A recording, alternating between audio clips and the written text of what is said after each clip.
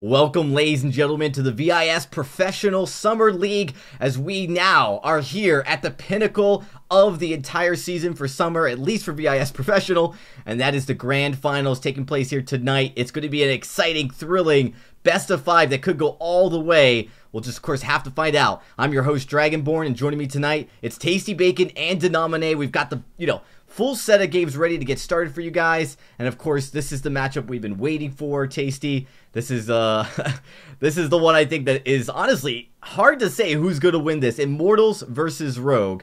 We've seen these two teams just dominate on their side of the brackets. Immortals did lose a few games. Rogue is undefeated, and both these two teams now going head to head in a matchup that we really didn't get to see since they went head to head in Challengers.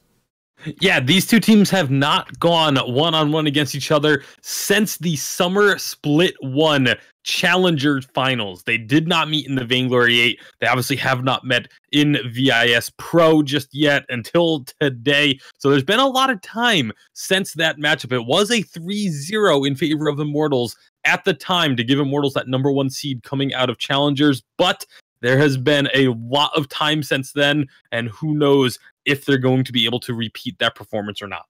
Yeah, it's a lot to take in. Of course, you do have Immortals. They are going in this coming week to the live championship, so maybe there's a few tricks up their sleeves they don't want to quite show, but they've been pulling out all the stops so far in VIS Pro. They've been really coming and bringing their A game, and it's shown. Rogue, on the other hand, they've got nothing to lose. They are completely putting everything on the line. As you guys may not know, this is a winner-take-all tournament. Everything, it comes down to this. Whoever gets first place gets the full $1,500. That's right, guys. $1,500. The loser gets nothing. So this is really important, and this could go, I think it could go 5 games, Tasty. Yeah, and I mean, you said $1,500 to the winning team. That's $500 each.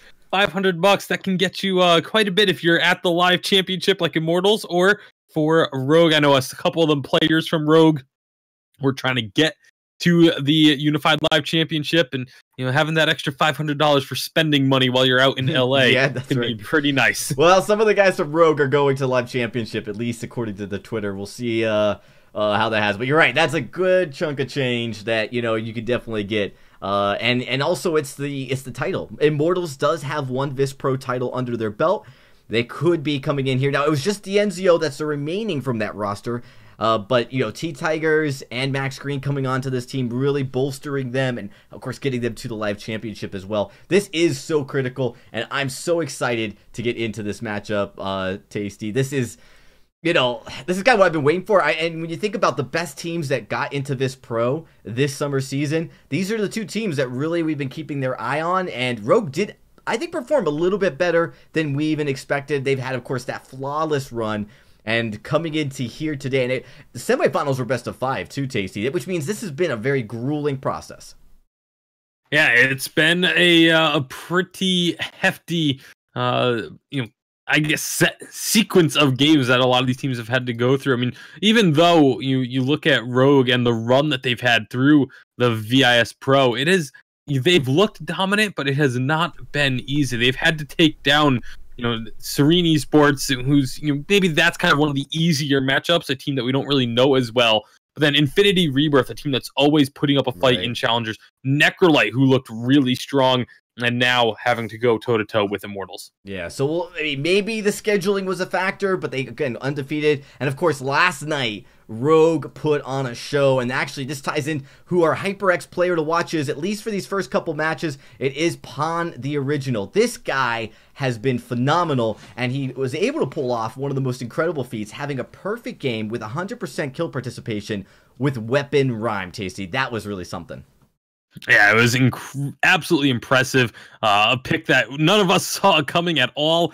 Kind of figured out what it was going to be doing as we got through the game, and it showed that it's something that you have to worry about with Pon the Original on the opposing side. You never know what he's going to pick up, but T-Tigers, Max Green, D'Enzio, these three players are very familiar with Pon the Original. A couple of them have played on teams with Pon the Original in the past, so they're aware of the fact that he likes to go for these off-meta picks. They know that he likes to do this. They're obviously very much aware that Rogue likes to have Hammy be this hyper carry in the late game. And if anyone's going to be able to build a strategy around that, I think Immortals is the kind of team to do so. Well, the strategy begins right now as we look to start the draft. Begins. There you guys hear it, and we're going to jump right into Immortals starting on A side. They are the #1 seed coming into this tournament, but it all gets erased today right here as Rogue gets a chance to take a game off of them. This is a best of 5, so this is going to be a long, grueling process. And of course, Immortals with that first Lyra ban. Yeah, Lyra taken off the board. No surprises there. And we'll see if it gets followed up with a Catherine ban. Has been very common these days. And just taking that very strong hero, especially with the buffed Echo, it can be so oppressive to have to deal with. So it is Catherine banned away. Grace going to get picked up immediately. And there's a Lance to answer. So these guys definitely having a very strong idea of what they want to go for here early in the game. Now, I like the Grace here and banning Lyra because the Cruel Rhyme picks, those Bruiser melees, they really don't like going into CC. And if you had banned Grace first, you would have just had the Lyra. Lyra, we saw, not very good into it. But now you're going to see Pawn the Original potentially on this glaive if it's flexed into the jungle. And as you saw from the HyperX player to watch, this is one of his top played heroes. Yeah, and that's going to be the Lance is a pick that has been banned away quite a bit. We saw it over the last couple of days. It's been seeing a lot more focus in especially the second round of bans. So obviously that's going to be why Rogue grabbed it here with the second pick of the draft overall. And that glaive coming through, it's given maybe a little bit of hesitation here towards the side of Immortals as they want to figure out what to do with their rest of their draft. I mean, Grace does pretty well against both a Lance and a Glaive, so they have a lot of options available to them. They're going to go to the Vox, which is kind of the old standby in the Vainglory 8 season. And now they have so much freedom with this final pick. I would expect them to look for something range because there is double melee on the opposition. Maybe something like a Kestrel could come through. You could see Blackfeather. If they go for the CP, Blackfeather has a lot of poke and can stay at range as well. Scarf is another option. They have plenty of ways that they can go with this draft. Yeah, and because Rogue picked the Glaive, this is such a strong flex pick. It can actually be, it could be a support, it could be a jungler, and it could be a laner. And I don't want to completely rule the Lance out as a support, although it's very, very likely. I did just come off watching EA play a lot of weapon, or play some weapon Lance, but I think, Max Green's been such a stress. Ooh, Kashka. So, I was thinking Kashka, just because it's T-Tigers, and T-Tigers is so well known for its Kashka, but I thought they might go away from it just because there is a Lance and a Glaive on the opposing side. Right. Both of those heroes can peel extremely well and just keep Hammy alive on the backlines. That's what this composition is going to be all about once again from Rogue.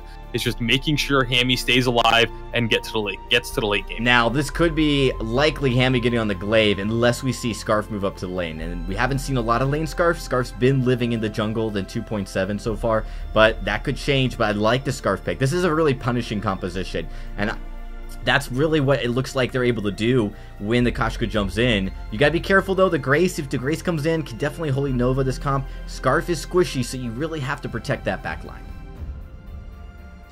It's again, I would like to see the Scarf go up into the lane actually in this matchup, have the Glaive roam the jungle, just because of the way that Rogue has been playing so effectively. Unless they're going to switch it up.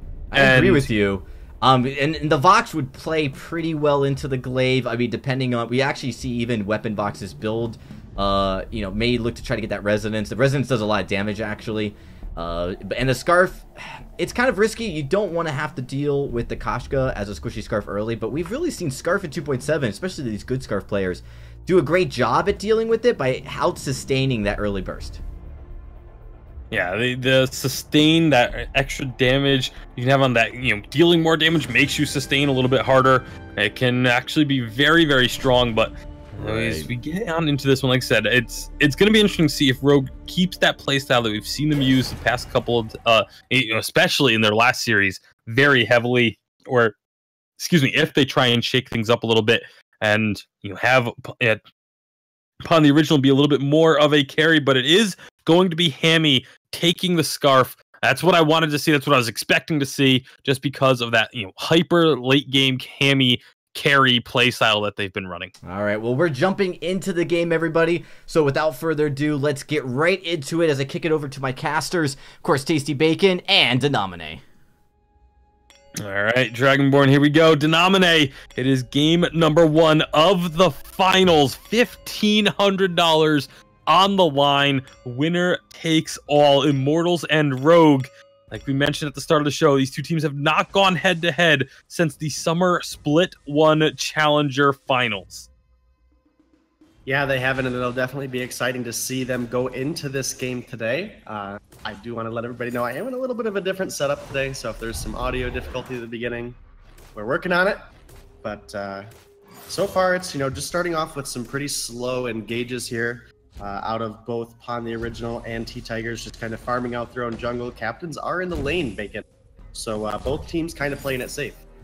Yeah, not really going to be too much aggression here, although we actually, as I say that, Pawn the Original getting jumped on by T-Tigers. It's going to be the Impale coming through from Evol, looking to keep his jungler safe, and he's going to be able to do just that. And this will allow T-Tigers to safely go ahead and start up the Ancient Treant.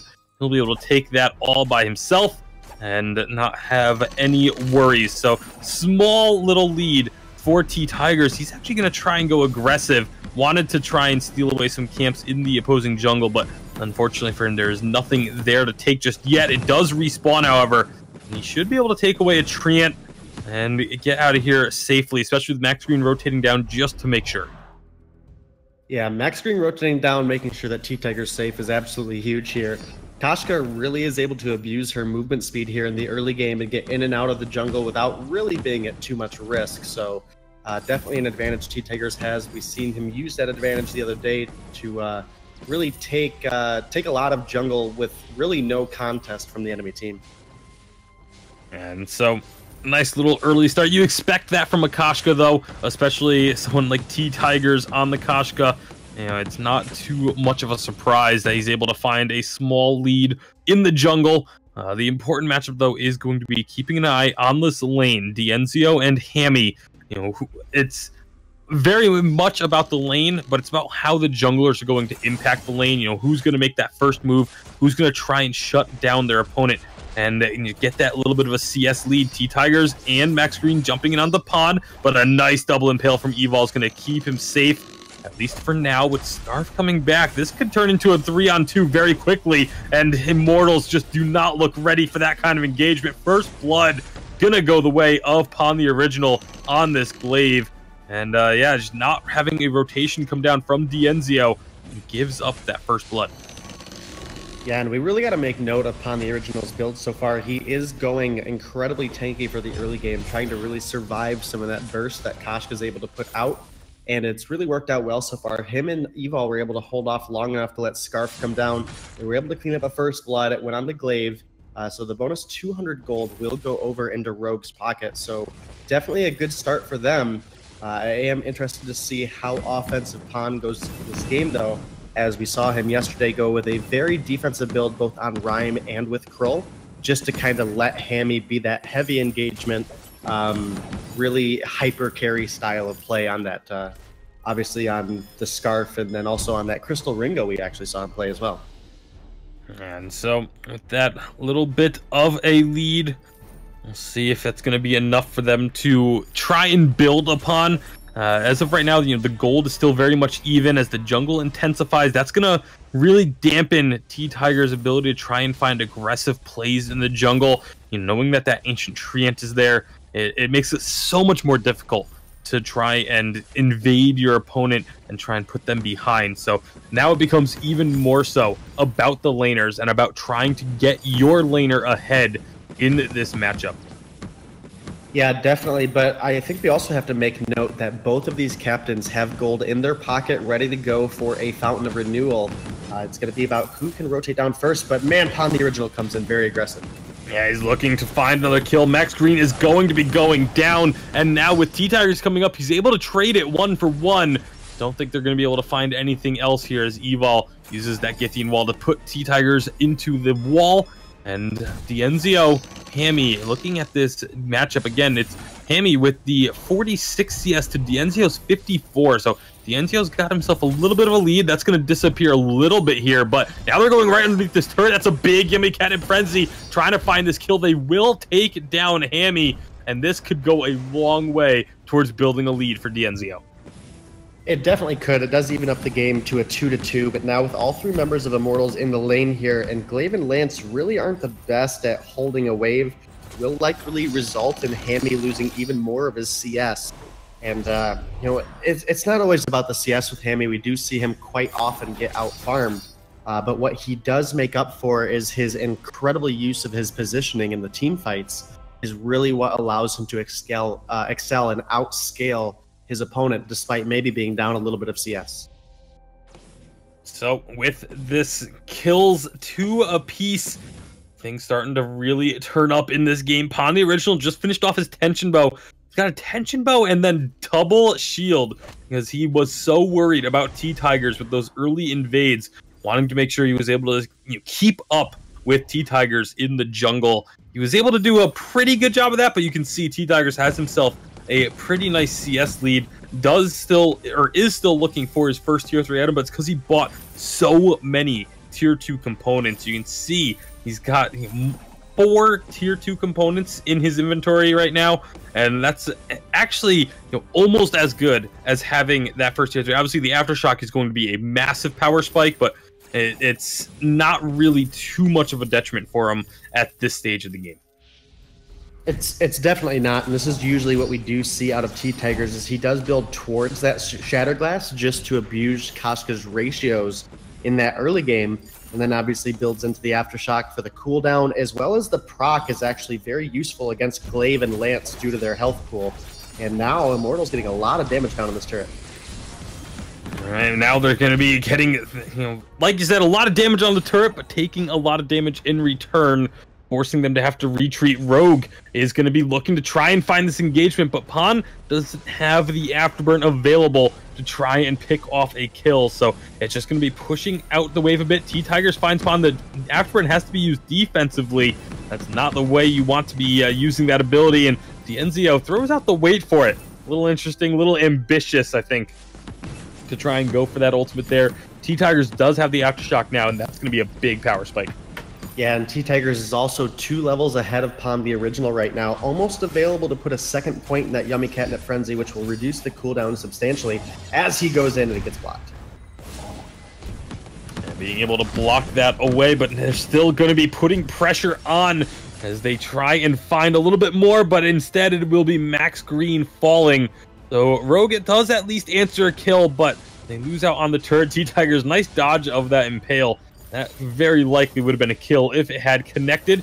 However, Pon, he's not done. He wants to kill on Dienzio. Afterburn on in underneath the turret, taking a lot of damage, doesn't quite get the kill. And now T-Tigers, after grabbing that treant, makes his way back up to the lane just to try and push them away and get them out from underneath this turret. Yeah, Dienzio does have a Poison Shiv available to him, so he will be able to heal up a little bit off of this wave, so it's not quite as dangerous despite being on low health. And now that wave is cleared, he has a safe opportunity to recall to the shop, purchase some items, and not have to worry about the side of Rogue pushing in their turret. So it looks like he is going to go for a Sorrow Blade for his second item, looking for more just sheer damage as opposed to the Tension Bow build that we've seen so frequently before on Vox. And that's the builds for Vox is something that a lot of people have a lot of different ideas on. We've seen a couple of players try and bring back the Breaking Point double monocle. We've seen obviously the very common build of Poison Shiv with a Sorrow Blade and a Breaking Point. We've seen some people go for the Poison Shiv, Breaking Point, Tension Bow. Like, there's a lot of different options that you can go down. It really all depends on what you're trying to do in the fights. If you want a long sustained fight, you're going to be getting that Breaking Point. If you want a lot of burst, if you need to focus someone down like Immortals has to, you go for that Sorrow Blade. Now Pon the Original, he's going to get turned around on here, has to afterburn away. Nice goop from him. He's going to get a lot of damage in onto Dienzio. That Holy Nova, or sorry, not the Holy Nova, the Divine Intervention had to be used early on, but of course he has that early Echo, second item Echo for Max Green on this Grace, so he has another ult available. And it looks like they're trying to bait out a fight here. That's going to be another Divine Intervention. Now they're looking for the fight, but here comes the Dragon's Breath. Not going to be getting a whole lot of work done as they have to run away. That's one kill going over to Immortals, but it gets traded. Hammy is looking for more, but he's very low, as so is Evil. Needs to be careful. Another Spitfire lands onto Max Green. D'Enzio trying to get Evil, but doesn't quite get one last hit that he needed to solidify the kill. Hammy still trying to stick around and look for anything he can, but it will just be that 1-for-1 trade. Yeah, and at this point in the game, a 1-for-1 trade really isn't that bad for Rogue. I mean, again, Scarf is a very late game based hero. So as this game goes further and further on, we will start to see more and more effect coming out of Hammy. He is in the lane, so he's not going to get to level 12 quite as quickly as the jungle Scarf would, but he's going to have a lot more gold funneled onto him. As we see, he already has the Eve and the Frostburn complete. He does like to go with that Clockwork for a third item and then go into the Broken Myth for the fourth. But it will provide him a lot of sustainable damage in these fights going forward.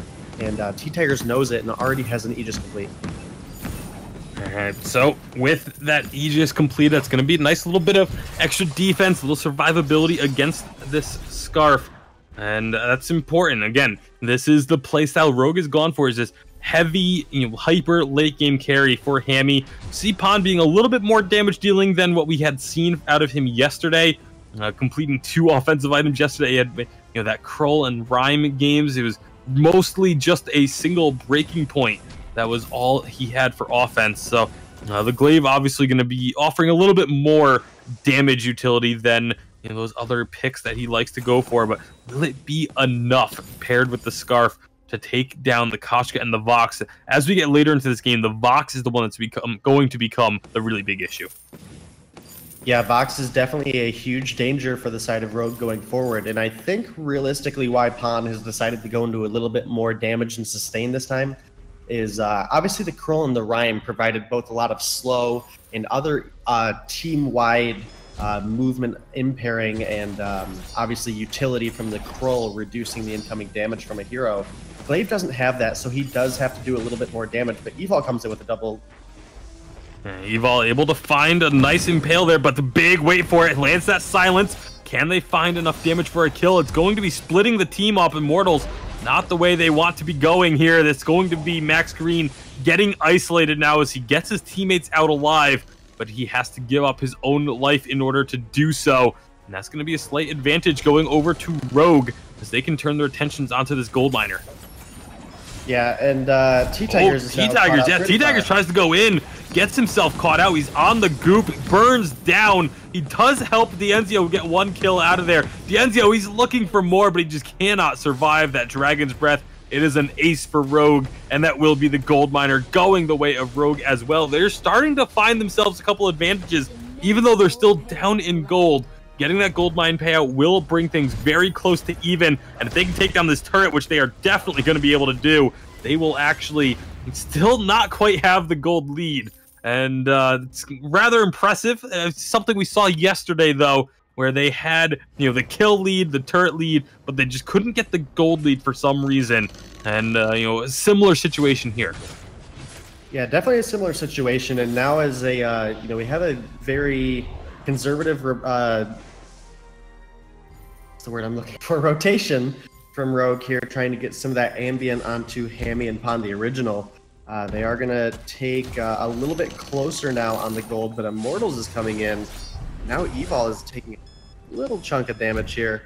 I really think as this game gets further on, that Broken Myth getting closer and closer for Hammy, these fights should start to swing more favorably to Rogue. They have been in Rogue's favor, but I definitely think we're... this is where the snowball really begins for a Scarf. Yeah, this is kind of that turning point where Scarf starts to really come online. The Sentry's going to be defeated, but it looks like they want this fight. Nice wait for it. Yummy Cat and Frenzy is going to get blocked. However, Evil taking a lot of damage. So is Pon. Pon seems to be the target here, and they're kind of leaving Hammy untouched until now. All of a sudden, once they put their focus on Hammy, they forced Evil and Pon out of the fight, and Hammy was just left with nothing to defend himself, and he went down so quickly. Yeah, especially not having the broken myth complete yet on this Scarf. Going at the Clockwork first does allow you more Spitfires, more Goops, more Dragon Breaths, but it also doesn't ramp up the same way that the broken myth does in the fight. And Max Green, that fight, was able to sustain long enough, but now he's taking a lot of damage.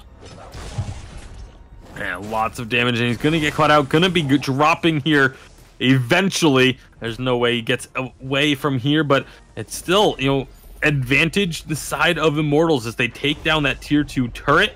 Kraken is up now, but I don't think Rogue is going to try and start that up. Not with both T-Tigers and Dienzio alive, but they've caught out T-Tigers, and he's not going to be alive for very long. He gets dropped, and now, with only Dienzio left, Rogue can definitely go for this Kraken start.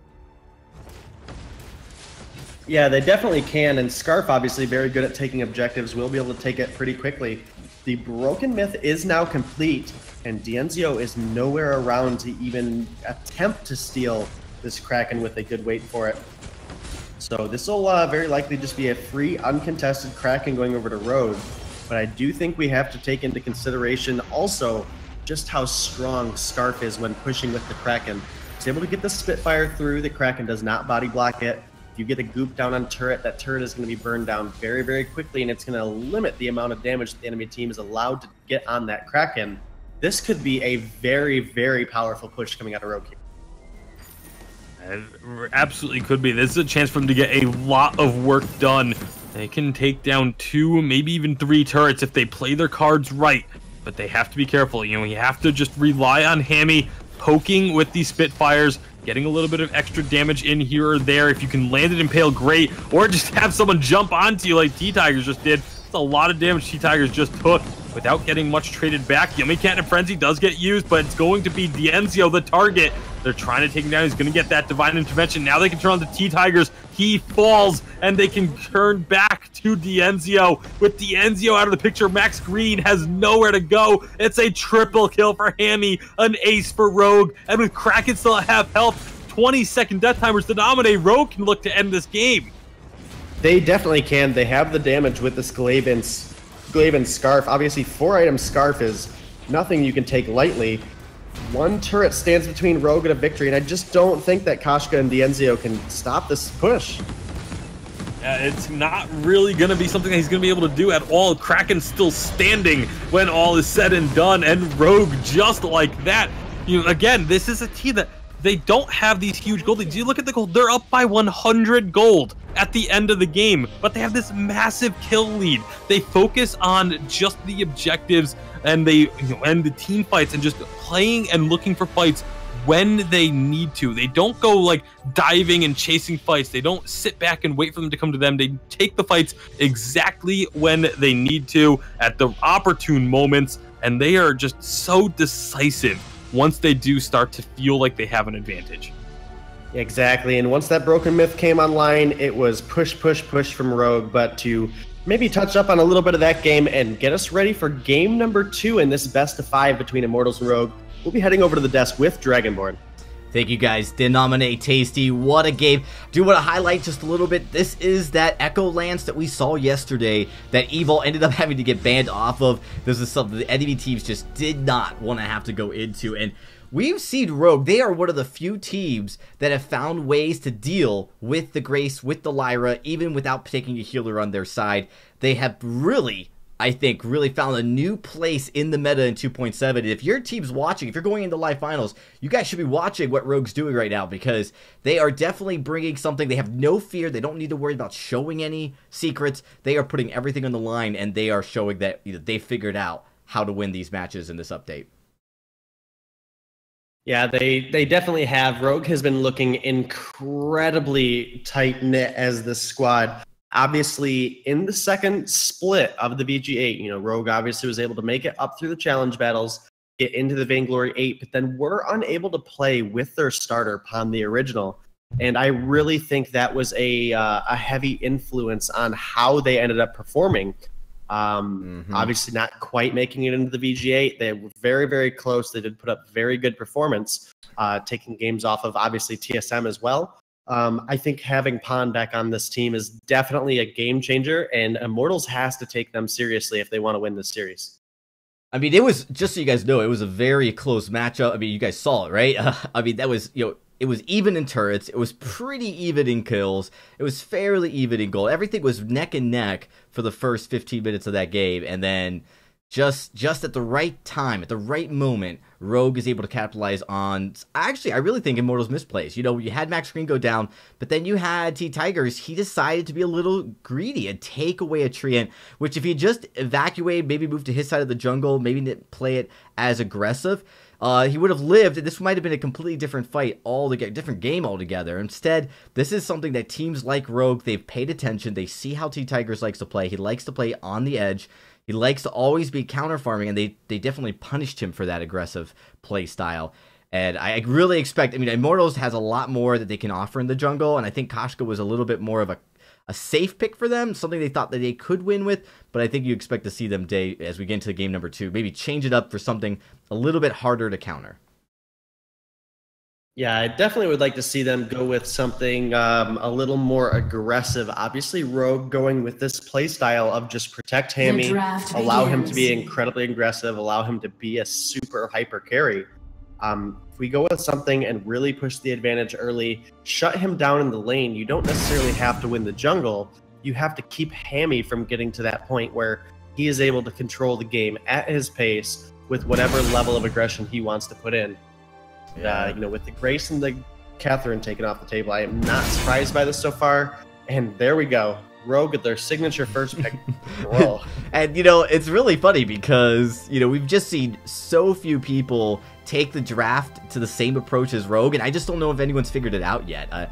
You almost can guarantee now on A side, if you let it through, Cruel's going to be picked up, and they don't care about the Lyra healer. Lance is the ban from Immortals. I think this is a good ban for them, but we've actually seen that Rogue has been able to be successful with Cruel, with multiple different supports. They could go with the Ardent here, or they could choose to even take something like, a Fortress, just to help that Cruel stay engaged, proc some of those mortal wounds even. I just really want to see somebody pull out a Skye here. Skye did have some changes, but she's still very good into Cruel, specifically going into the late game. Obviously, she's had some early game nerfs, and if you don't have a target lock, she's been a little bit nerfed. But Skye does have a lot of crowd control available. She has a lot of mobility in her kit, as well as if Cruel is committing himself to that front line, that broken myth damage will ramp up very, very quickly, even in 2.7, and it can have a huge game-changing effect, and really can force the Cruel back very early on in the fight. Yeah, they are going to pick up the Arden. I think this is a great pick for the Cruel. Gives him the chase. Of course, that Vanguard barrier actually helps slow enemies around the Cruel. That's all about keeping people stuck to Cruel for these fights. Celeste is going to be coming out, so this is going to be Hammy on the lane Celeste. And what I really love about Rogue is they're one of the few teams that have been consistently taking that mage and putting them in the lane again. Yeah, and I really think that's where Rogue is excelling the most, is they're changing up, they're going something very off meta. And, most teams right now are playing that weapon carry in the lane, that jungle carry as crystal power. And Rogue just flip-flops that constantly, and it keeps the other team at a point where they're playing against something they're not comfortable with. And Rogue is continuously playing something they are comfortable with. It is going to be a Kestrel that comes out last. And if they can get a good active camo down, this can be a very useful tool into the Cruel. But as the game goes later and later and Arden gets tankier and tankier, and obviously the Cruel getting tankier and tankier as well, it is going to make it very difficult for this Kestrel to actually find damage onto Celeste, who, obviously with the Rogue playstyle is going to be going for that hyper carry scenario. So this game's going to come down to how T-Tigers is able to position, and I can never stress it enough. Whoever wins the vision game when there's a Kestrel in play wins the game. If you're winning with the Kestrel, the vision game, then you usually are coming out on top. If you are winning the vision game against a Kestrel, same thing. You're usually coming out on top. So this is going to come down to Evol versus Max Green for me.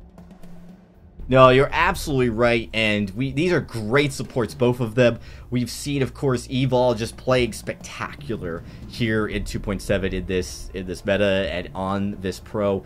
So, the battle of the supports is not something new. We've seen Max Green, again, another very talented support. So, we're really seeing some of the brightest stars in Vainglory actually today here in this matchup in this final. So, it's absolutely so exciting to see, of course, all unfold. We will be getting into the game momentarily, everybody, as once we get this started. But while we wait for this, you know, obviously we talked about Pond, the original, being difference maker. Let's talk a little bit about the supports, Max Green and Evol. Aside from the vision game, one of the things we've seen just so much is just coordinating their team, making those plays. Both. If you look at the last game, both of them did it so well. But the Lance play from Evol has just been absolutely stellar. How does he take the Arden and then replicate that going into Immortals again? Well, I'm just going to be honest with you up front, Dragonborn. I actually think Evol is one of the best captains in North America. I don't think he gets enough credit just off of how Rogue has performed overall. I really think Evol is up there with a Gabe Vizzle and a Flash X for his mechanics and his shot calling and just overall how he plays with the team. So I think the edge is on the side of Rogue here for just how the captains play. Now, don't get me wrong, Max Green is a fantastic captain, but I just don't think enough light gets shed on Evol for just how amazing of a player he is. Yeah, I mean, that's really a bold statement, Dave, but I'm really kind of inclined to agree with you.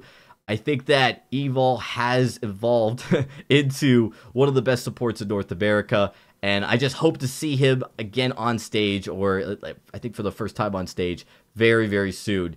As we'd hate to see this talent, you know, not be able to shine in the biggest limelight. Of course, he's shining here tonight. It is the finals on VIS for the VIS Professional Summer League. And, you know, what a better time to walk away saying that you've got a championship under your belt. As the VIS Pro Championship, it's been, you know, won by multiple prestigious players, old school. You know, of course, the Enzio looking to try to win his second. We've seen Stas bake with one as well. So a lot of players eyeing this championship, and of course the cash prize that comes with it. Looks like we're ready to go. So we are going to get this started in just a moment and get into game number 2. For Immortals to come out with a victory here, what do they have to do? We look at the draft. People are actually in chat saying that game 1, Immortals won the draft, but that's not how it played out. Now we're in game 2. I like some of the things I see, but I actually think the draft is favoring the comfort of Rogue. So what can Immortals do to disrupt that?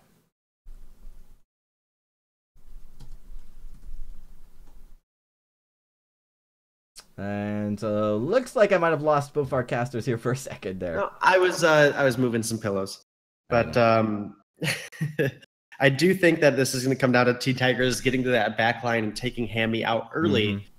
That is really what Immortals has to do here. If you can take Hammy, who's going to be playing that hyper carry out, then they have a little bit more light to win the game. All right, well, we're jumping into the game number 2. We'll just have to see how it all works out as I kick it over to my casters to nominate and Tasty Bacon to take us into the game. All right, here we go. It is game number 2. Rogue finding the victory in game 1. See if they can get themselves one step closer to that first place finish that they so eagerly desire. Immortals going to try and turn it around with a Crystal Kestrel from T-Tigers. You know, I was a little bit concerned about the Kashka in game 1 because of the fact that it was into a glaive and a lance, but the Kestrel is a very strong pick into a Krull, and you can fight range with the Celeste. This one could be a little bit of a closer matchup with the jungle. It definitely can be a little closer, but I think the real edge that Kestrel has had over Krulls in the past is a lot of people are going with that very assassin-style Krull build, the tension bow, the poison shiv, eventually working into that breaking point and or bone saw. And that's really been what's allowed Kestrels to have an advantage over Krull. It's the low amount of defense that build goes. Kestrel's really able to push them early, but this isn't just your everyday Krull. This is Pond the original. He's going to go very, very defense heavy. He's going to be looking to get to that back line, reduce your team's damage output, and that's going to allow Hammy to be that hyper carry that we've really seen out of these teams. So we'll likely see Pond the original go very defensive in the beginning, very likely moving into that poison shiv, and then we'll go into a very heavy defensive build just to live in that front line and prevent T-Tigers from finding any damage onto Hammy. And well, if they can prevent the damage onto Hammy, that's been the way Rogue has been trying to play all throughout this VIS, and if they can keep that up, you know, it's gotten them a lot of success thus far. Let's see if they can keep it up, or will Immortals finally be able to crack that defense and take Hammy out of these fights early and often. Right now, down in the jungle, it's going to be Pawn the Original, able to take this Ancient Treant really without too much issue. Rotation from Max Green coming down. He's going to try and get the steal, but he's not going to be able to get there in time.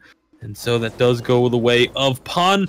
And now he can maybe stick around, try and take away a camp here. If it spawns, it should be coming up shortly, but now it's going to come up. And obviously, T-Tigers in position over the wall to be able to clear that safely. It's one of the really nice things about a Kestrel is you can take those middle treants without putting yourself in harm's way.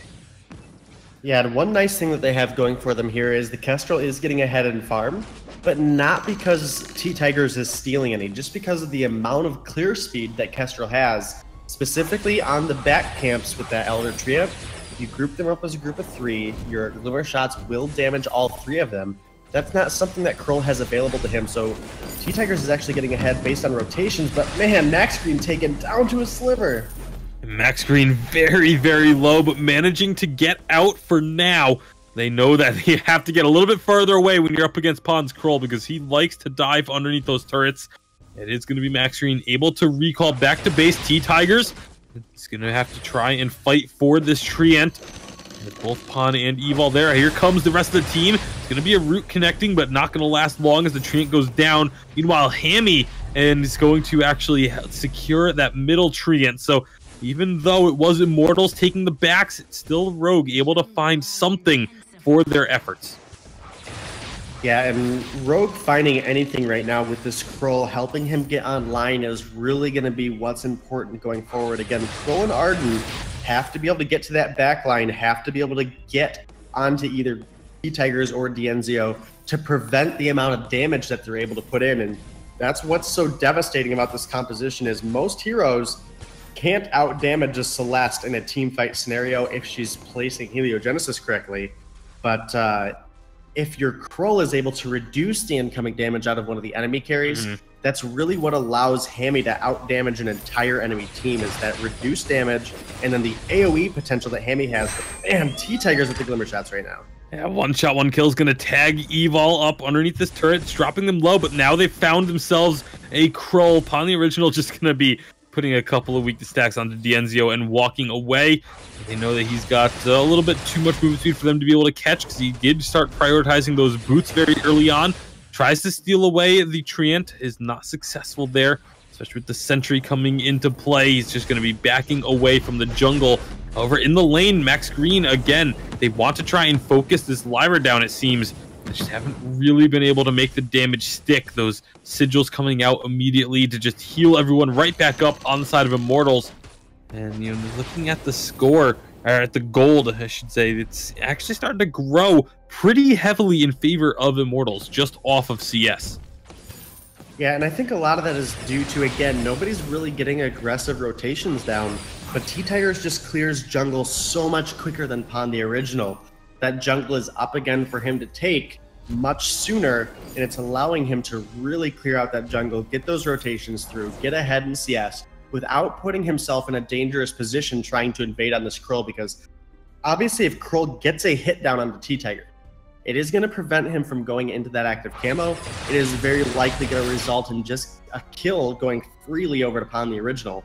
But since T-Tigers is playing it safe, he's just clearing out his jungle, rotating up, helping push the wave.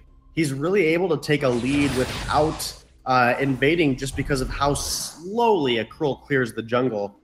And, you know, we notice it right now. Pawn the Original, not even at his first tier 3 item, and it is a cheaper item than the Shatterglass, as T-Tigers does go ahead and purchase that Shatterglass now.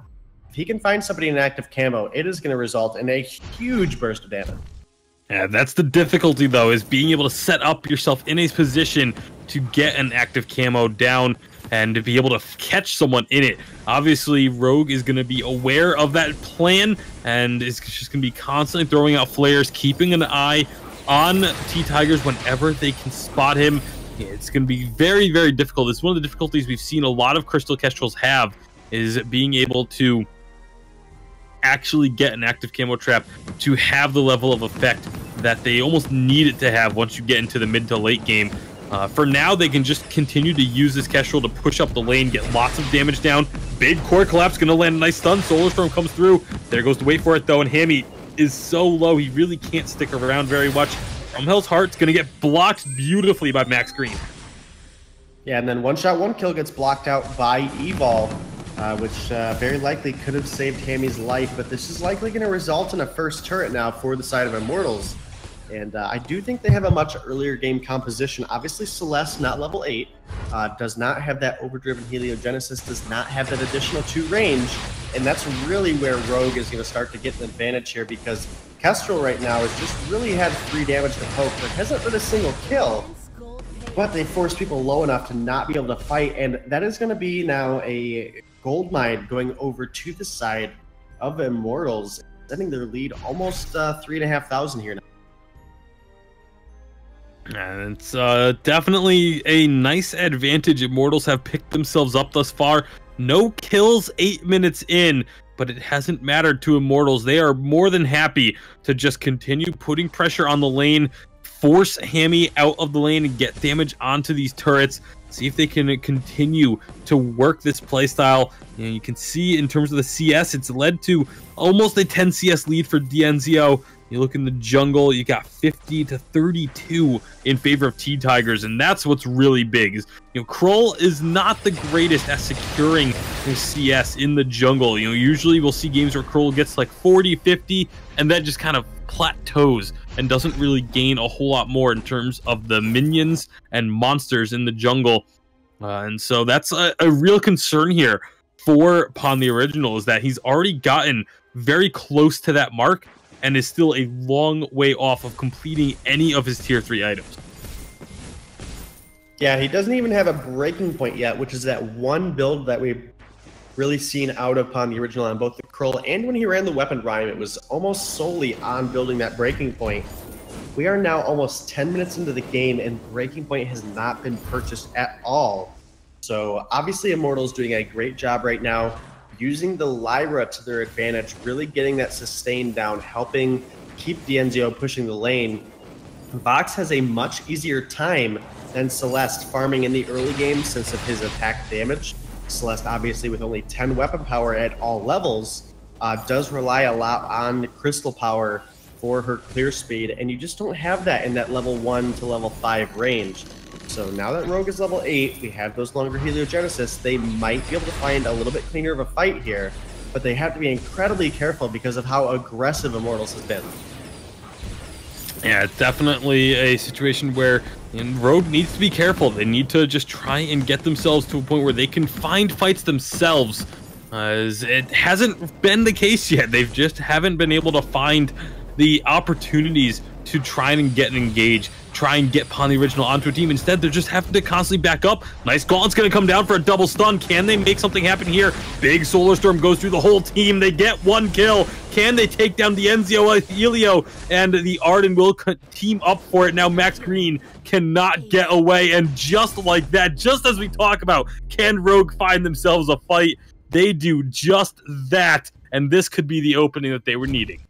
This very well could be the opening, Bacon, and obviously Hammy now level 9 has those overdriven heliogenesis.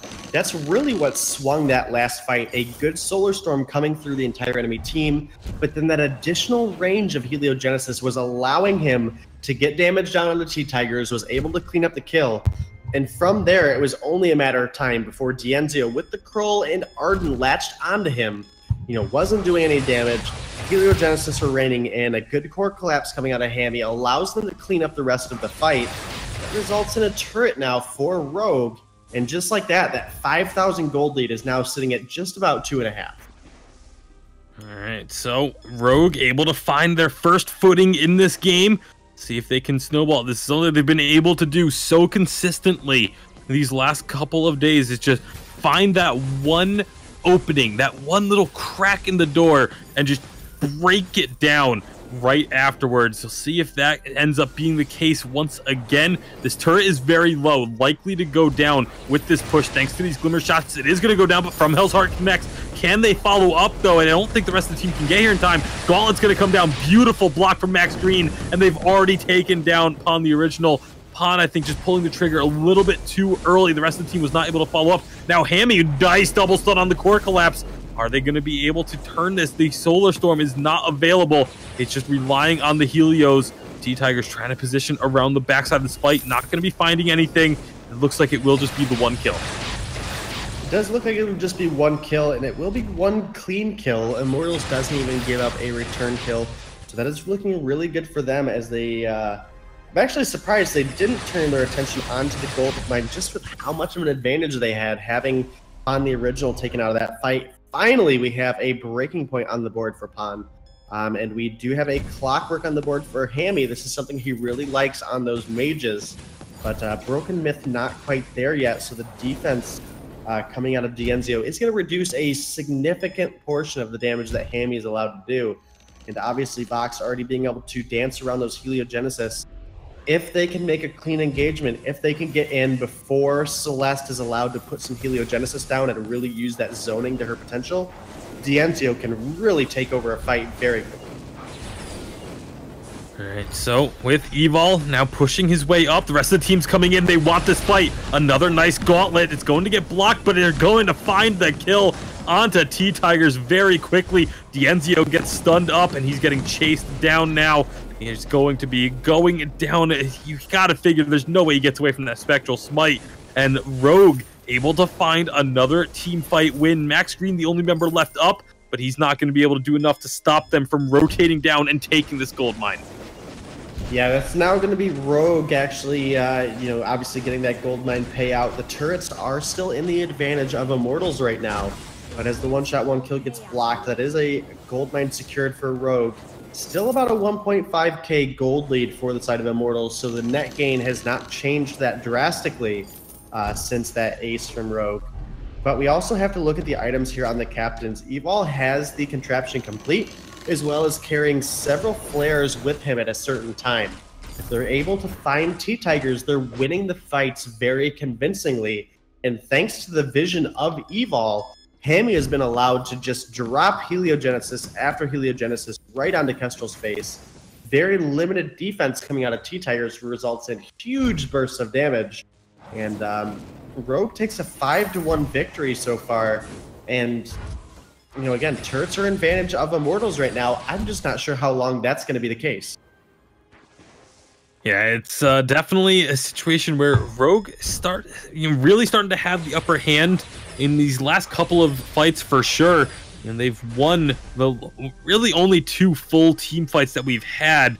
Now they're looking to chase down again, trying to find a way in. They don't know where Dienzio is, however, and so they're going to back off with Kraken spawning.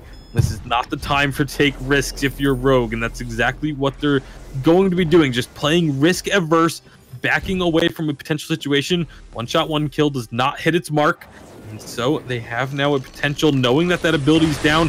Evol might be looking to try and set up a gauntlet, but nope, they're just looking to clear out the jungle, allowing Immortals to have this middle of the map positioning, because they know that they can just throw out this vision, find themselves a target. If a gauntlet connects, even if the gauntlet doesn't actually land the stun, if it just forces out the Crucible, that's what they're really looking for, so that they can try and follow it up with core collapses and, of course, the From Hell's Heart. And it's worked thus far for Rogue. They can find one more fight. Who knows? They may just be able to get a team fight, Kraken, and end the game once again.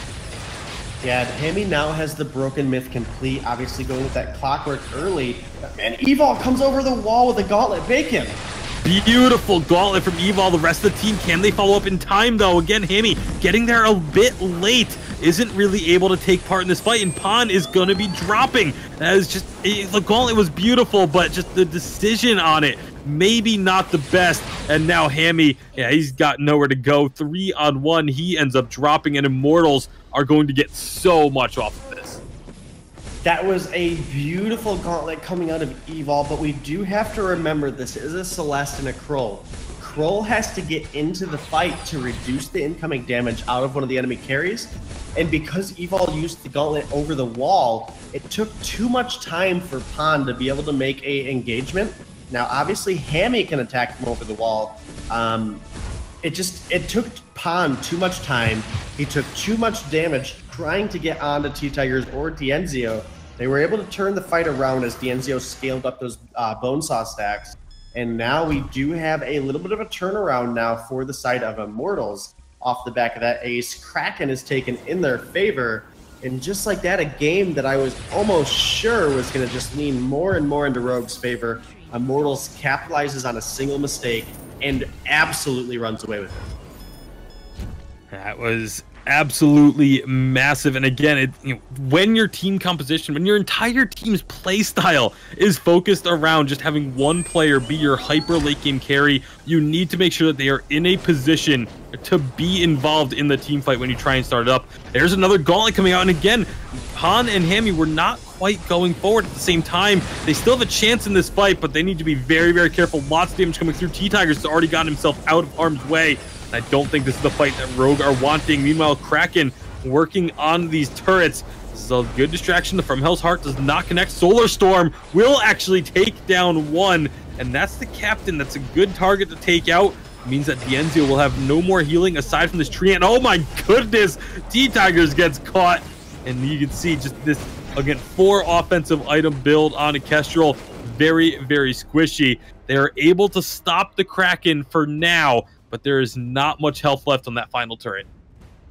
Yeah, there's definitely not much health, but again, if Rogue can play it safe, if they can get a, again, the positioning of the gauntlets have been great. Unfortunately, Pan wasn't able to get around the fight in time.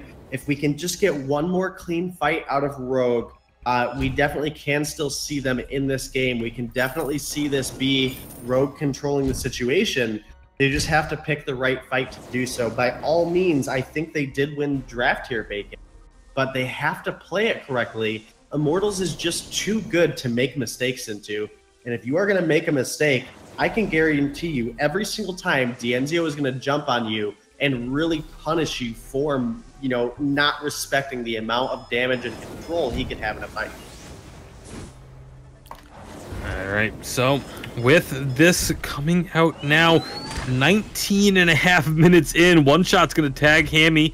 That's going to force them to have to back up. Baby, even getting, even with the Vanguard coming through, it just came through a little bit late, so Hammy has to go back to base. I like the fact that all of Rogue goes back to base when Hammy has to recall. Make sure that the team stays together. You don't want anyone getting caught out in a bad situation. So now they start to move up again.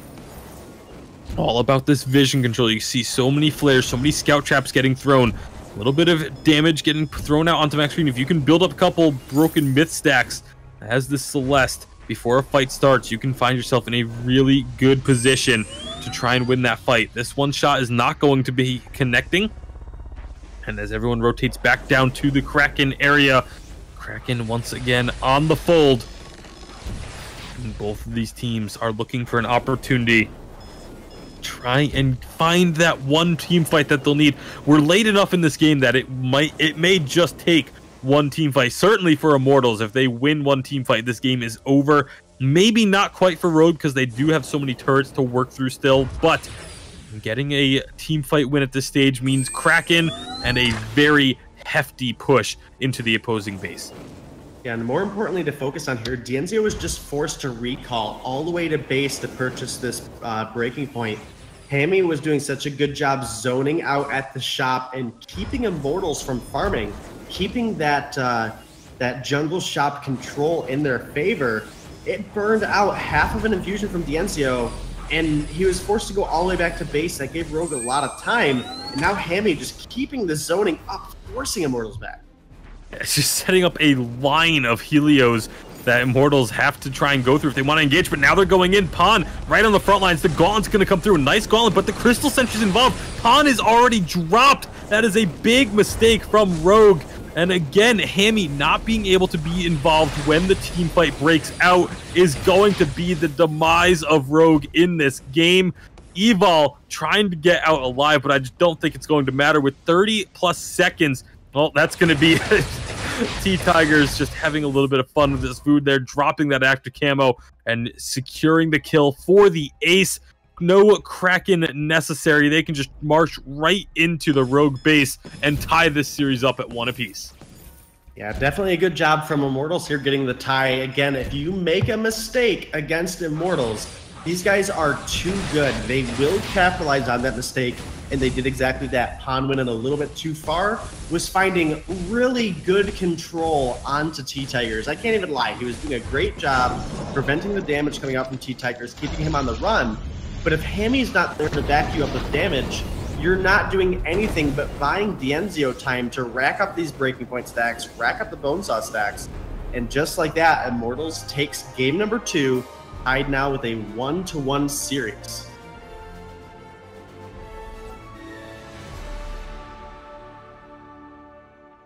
All right, and off the back of that game, we will be heading over to the desk with myself and Dragonborn, getting you ready for game number 3 of this very intense series between Rogue and Immortals. 1-1, both teams taking a very convincing game. So Dragonborn, how do you feel?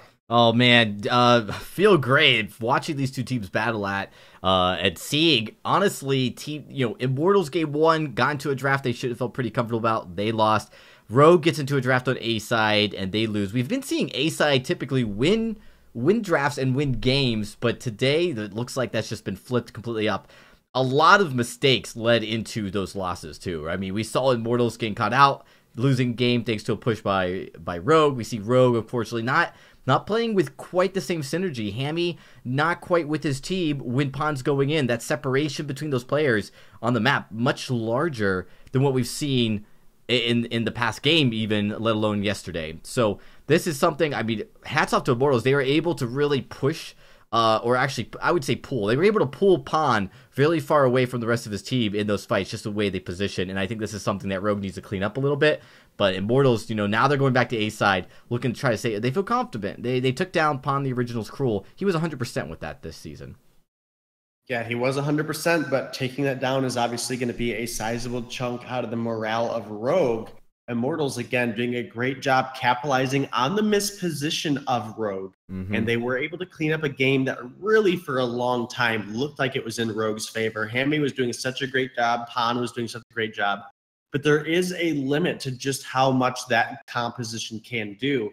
Kroll has to stay in the range of Celeste if you want to be able to capitalize on that hyper carry damage that would obviously come out of Hammy if he's allowed to do so. If you're a little too far away, I mean, even a hair too far away, it can completely change the amount of damage your team has in that fight. As a result, Pon gets dropped down all the way to 0 health. And then Celeste, when that Kroll is not on the board, cannot fight an entire enemy team. That was really the game-changing experience there from Immortals and Rogue. It was just Immortals taking advantage on just the slightest misposition. Well, we are going to take a quick break as we kind of do a little halftime here. Let the teams recoup, give them a few seconds to think about how they're going to plan to go into Game 3. But we'll be right back after this break to get into the action. It's even apiece now, so we're definitely going to 4 games at least. As Immortals and Rogues, the action continues after the break.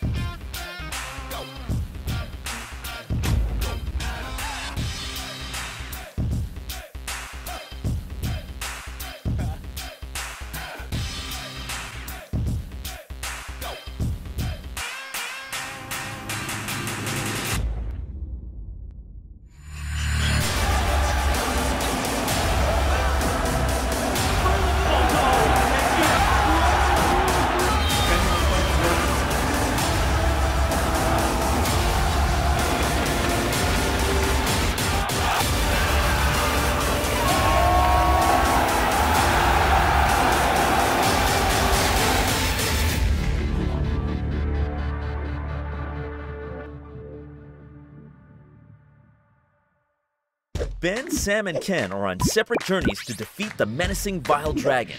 But let's just say luck isn't on their side. If only there was a way for them to find each other and band together. Well, that's why there's Band. It's a mobile app that allows people to come together using common interests. With Band, you can find fellow gamers, chat, schedule gaming sessions, and conduct polls. Stage epic battles with friends while sharing videos and photos along the way. So try Band today. Band. Be together.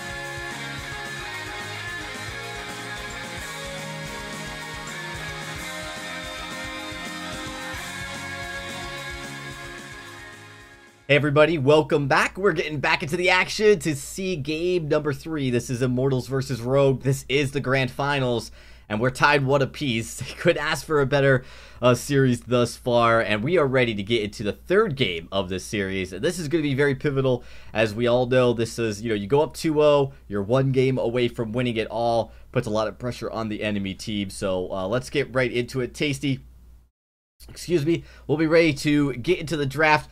What are some of the things, though, you'll be looking out for between these two teams to see how they're going to pay attention? We did see some really interesting drafts from Rogue, but the last game not working out. What do you expect to see maybe work out a little bit differently for Rogue?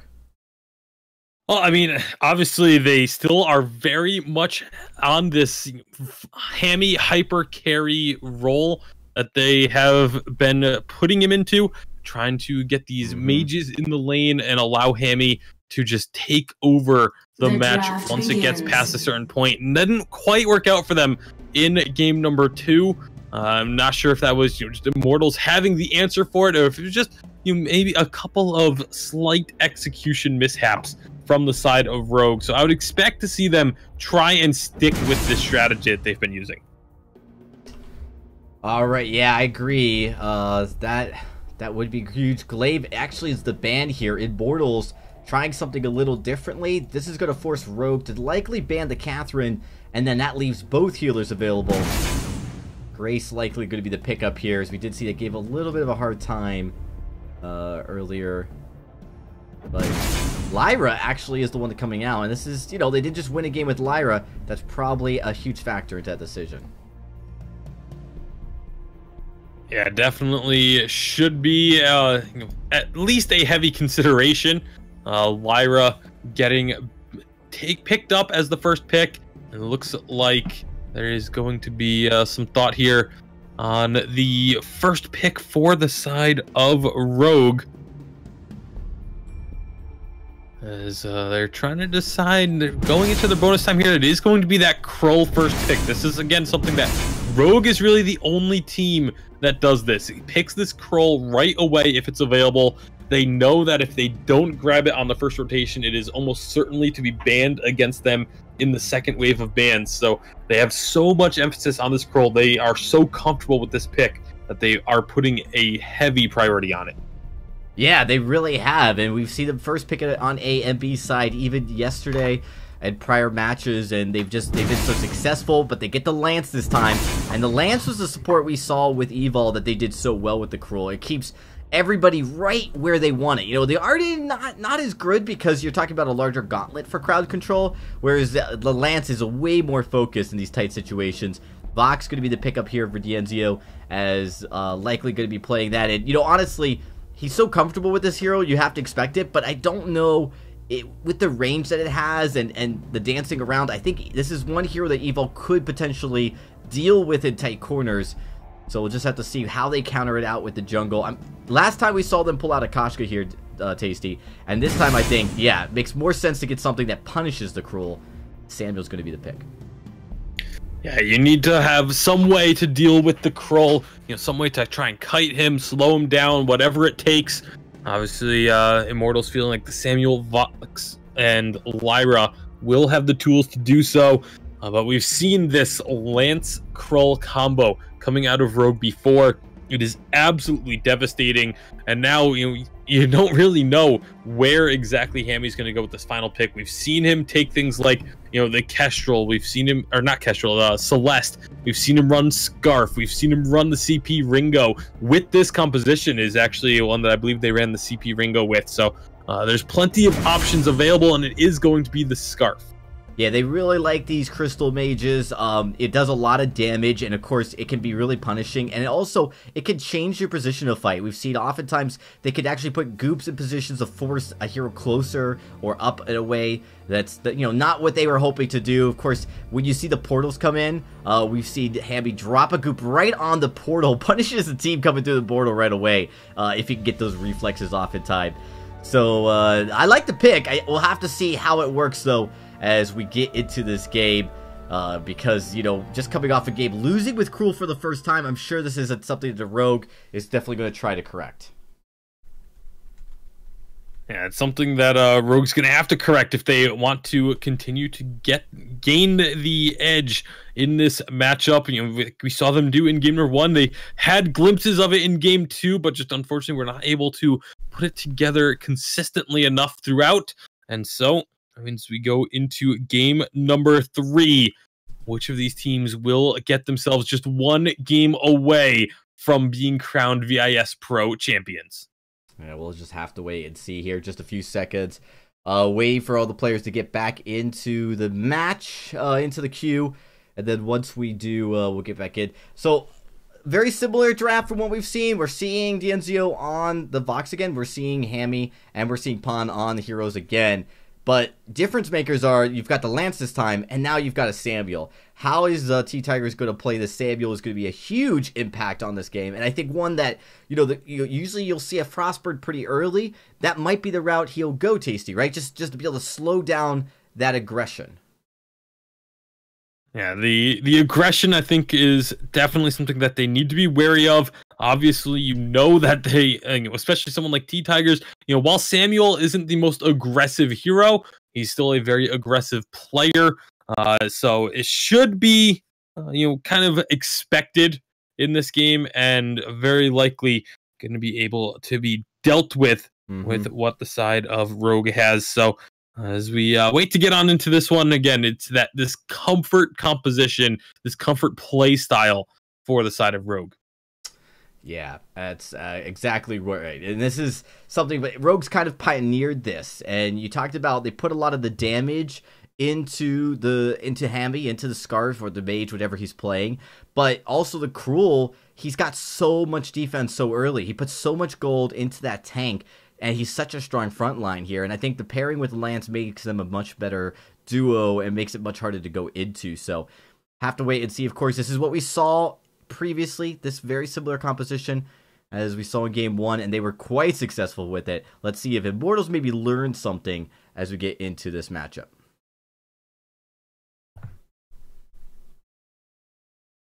It looks like Dienzio needs a little bit, or Dienzio and the rest of Immortals need just a moment to try and figure out a microphone issue.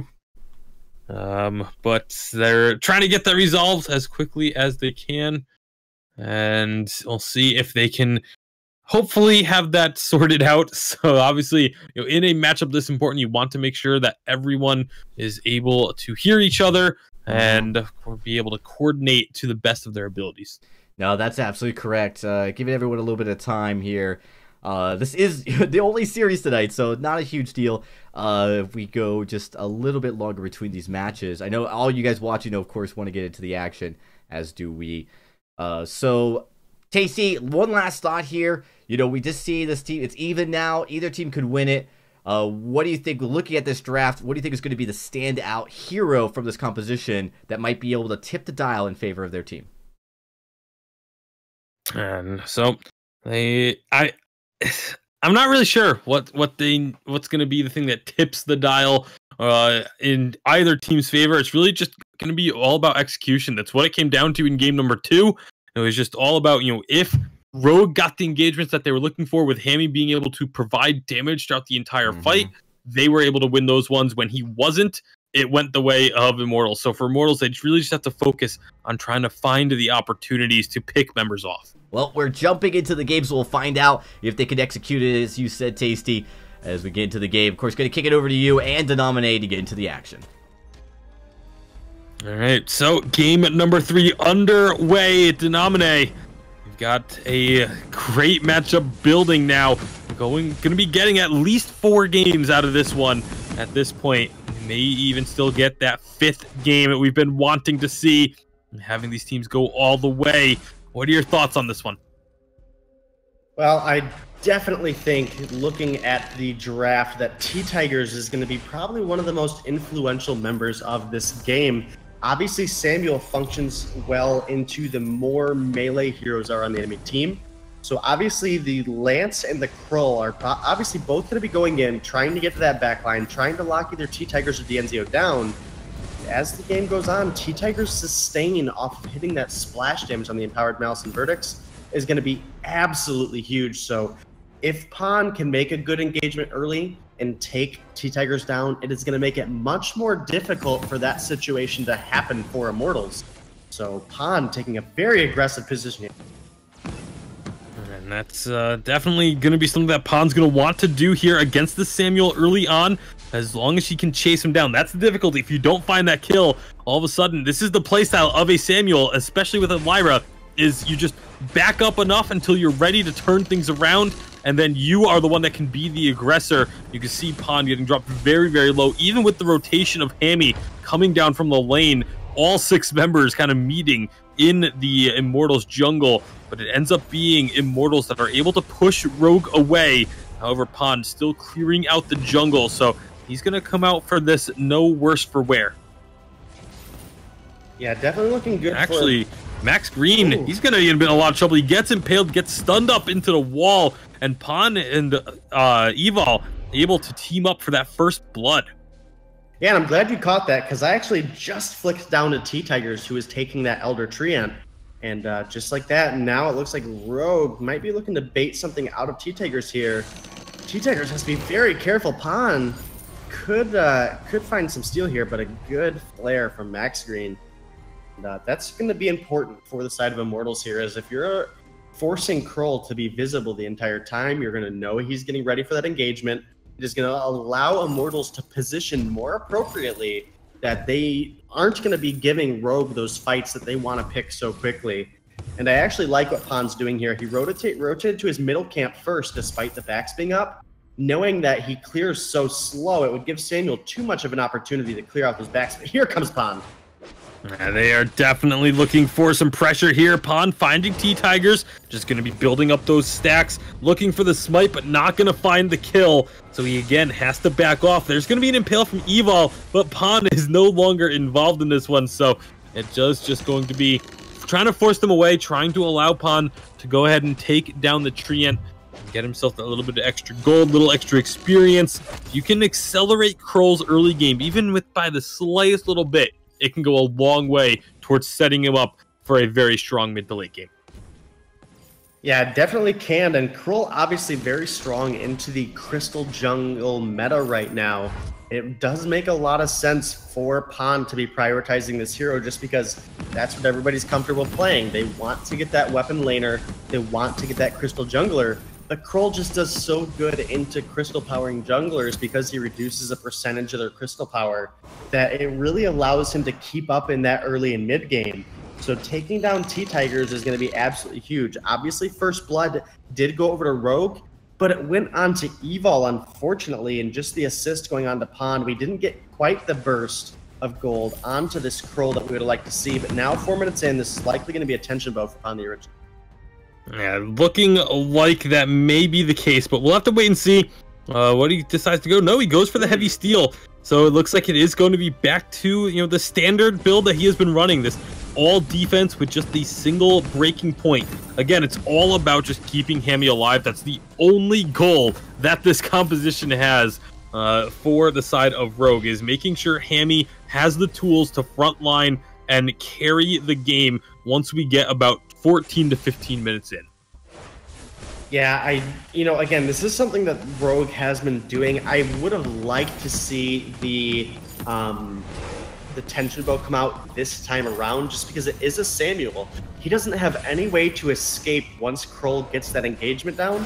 So it's a lot safer for the Kroll to go a more offensive build, try to take advantage of T-Tigers early. But, oh man, a From Hell's Heart misses.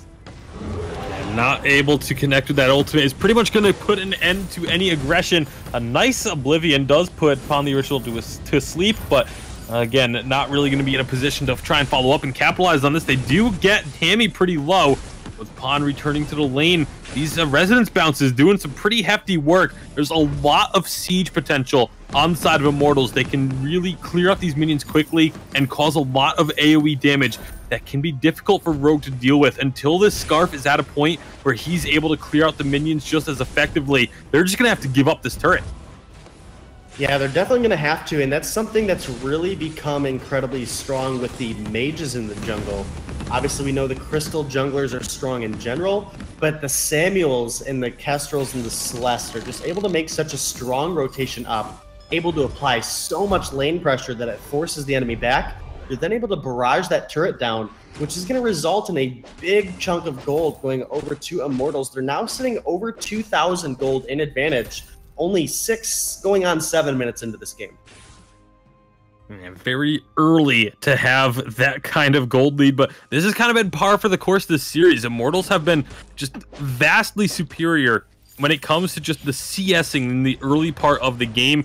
Rogue's team fighting is what has gotten them through into the mid to late game, and gotten them team fight victories in the mid to late game, and that's what they rely on. This is what they relied on yesterday. It's what they've relied on really all throughout this tournament.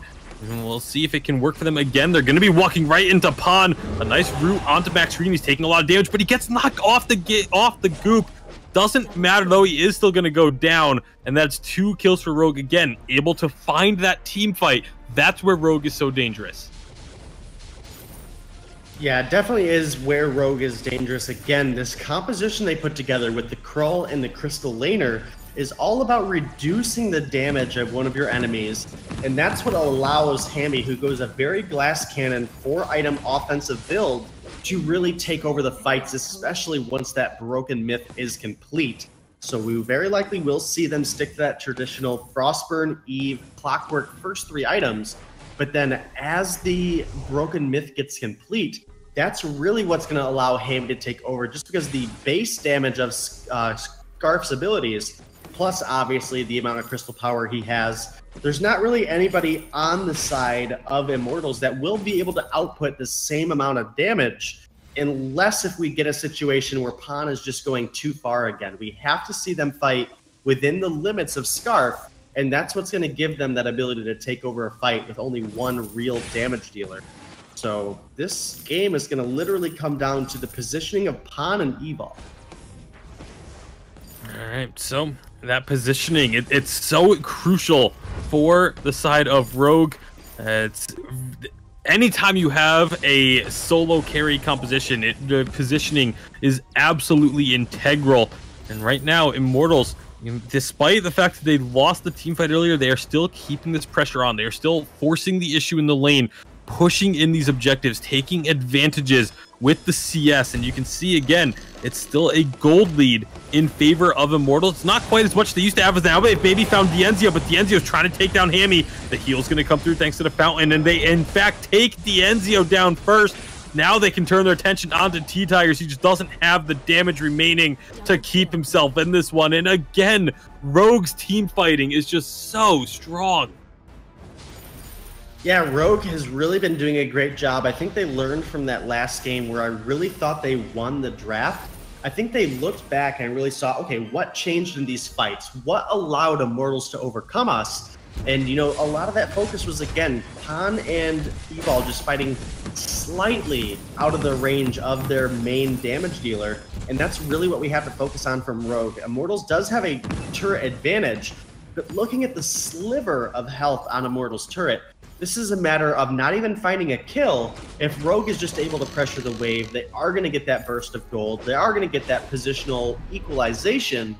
And that's where Evil will really be able to start to capitalize off the back of Hammy completing this Clockwork very, very shortly. All right, so with that Clockwork now being in the inventory, we'll see, or working on it, I should say. Working on getting that into the inventory. It's a very dangerous prospect. Once that's completed, it's going to be very, very impactful. Having those significantly lower cooldowns, allowing you to stick around and be able to have more of an impact in the fights is just such a strong utility. At the moment, Immortals, they're looking to sneak themselves a gold miner. It looks like it is going to be going their way, but now Rogue, Evil, and Pawn at least are here to try and stop this. Hammy still a little bit away, but just that little bit of pressure is enough to force Immortals away. They don't want to get caught in another bad team fight, but that's going to be a root landing, trying to find the Githing wall stuns. They do get 1 Max Green taken down pretty low thanks to that scoop. Now is Pan gonna try and go in? He does want to, but I don't think this would be a great decision for Rogue to try and chase down unless they can get a lot more damage with these Spitfires. And, they realize that, you know, chasing into the Crystal Sentry, chasing when you don't have someone caught out a little bit, it's just not a great idea. However, this is going to be Immortals looking to chase them through. The portal was used, and the Impale does not connect, and that's going to spell doom for Evil. He falls. Oblivion onto Hammy will put him to sleep, and now it's going to be the From Hell's Heart getting blocked on, trying to do what he can, trying to stick on the T-Tigers. Doesn't get the kill, though, narrowly avoiding death was T-Tigers, and this is big for Immortals. It is absolutely huge for Immortals off of the back of the miss from Evil. If that Impale would have came through and connected and locked up Immortals, I definitely could have seen Rogue turning that fight around, taking it in their favor. But due to the miss, it allowed Immortals to capitalize on Evil being locked up by the cooldown that comes after that Impale when it misses. They were able to get the damage down. It was a forced fountain out of Evil onto himself. Didn't even save his life. And at that point, it was just focus the damage onto Hammy. Pan the Original doesn't have that much damage of his own.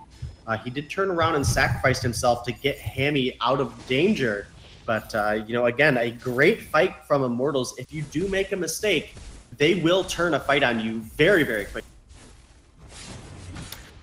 Absolutely could. So, I mean, Immortals knows that very well. They've had it happen to them. It happened in game number 1. You know, it's happened a couple times throughout this series where Rogue will just suddenly find a team fight, and all of a sudden they are the ones that can start applying the pressure, but they just haven't been able to do so consistently against Immortals in a way that has been threatening enough for Immortals to have to back off or play off the back foot at all. This is still very much Immortals, the ones that are trying to make the aggressive plays, trying to and you know, not so much looking for fights, but at least have the more aggressive positioning. But they're going to be walking right into Pan. It's a nice root and stun onto Dienzio. T-Tigers is the target. He's getting taken down very low. The Dragon's Breath coming through. Pan is going to be the first to fall, however, but it's going to be Hammy finding 2 kills with the Crystal Sentry, fighting them. I don't think they can chase for the ace. However, it is still 2 great kills, and this is how this composition works. You just get enough damage onto one of these targets, force them away, get those weakness stacks, and allow Hammy to go to town. Yeah, and they don't find the ace, but they'll very likely find the first turret here, and they do off of just 1 Spitfire because that turret was so low. And now Max Green, as low as he is going to have to use an Imperial Sigil if he wants to stay in the lane, allow Dienzio to make it up here, get that ambient gold on the Max so that he can complete some items. Dienzio has gone with the Bonesaw again on box, and this is one of his better heroes. In fact, maybe one of his best heroes. And I do like the Bonesaw route. I just think I would have liked to see the Breaking Point come out first just because of how deep Kroll is going. It does give Dienzio a lot of time to build up some stacks, and then that's what's going to allow him to turn the fight. But now that we have an infusion on Dienzio, if they're able to find a overextended Pan the Original, they could start turning the fights around again the same way they did in game number 2. Let's see if they can find it. They want to go in aggressively here, it looks like. At least find aggressive positioning. Nice root onto Dienzio. He takes a lot of damage from the goop. That's another reason why this combo can be so effective. A root onto a goop can just chunk through so much of your health. Max Green's going to be able to heal them right back up, though. Evol is the one who is low after this. There's From Hell's Heart connecting on to T-Tigers, and he is just deleted. Absolutely melted. Rogue setting up the ambush. Now can they take down Dienzio? Evol's going to be taking care of Max Green, just keeping him away from Dienzio, and Dienzio, without having that captain support, has nowhere to go. Fountain is available for Evol, and this is going to be Rogue finding that kills that they need and taking the Kraken. Yeah, one thing to notice about that fight was Hammy did get an opportunity to purchase that Broken Myth, as well as Evol was able to purchase that Echo. The obvious stun coming out of Kroll locked T-Tigers up, didn't see it coming. The Impale coming through, and then the double Githian wall just locked T-Tigers down for so long that nothing Max Green had available to him was enough to save him.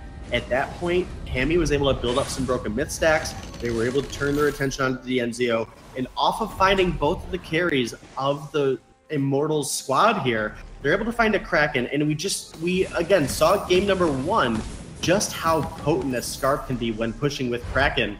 They were able to take a 4-turret push win. Will Immortals make that same mistake here, though? And man, here we go. They're looking for the fight. They're going to get so much damage down. Pond trying to chase onto Dienzio. Doesn't have the damage for the kill, but now Hammy has T-Tigers isolated. Isn't going to be able to take him down either, but this is still just buying time. Kraken getting through this turret. Now Dienzio, he gets caught by a Spitfire. One more hit will drop him, but he's going to get healed. However, Max Green is now out of the equation, and they can look for more. They have Pond very low, but I don't think they're going to be too concerned about this, as that's going to be an impale onto T-Tigers. Doesn't get hit by the Spitfire, so the goop does not get lit on fire, and they need to be careful. Dienzio back to full health.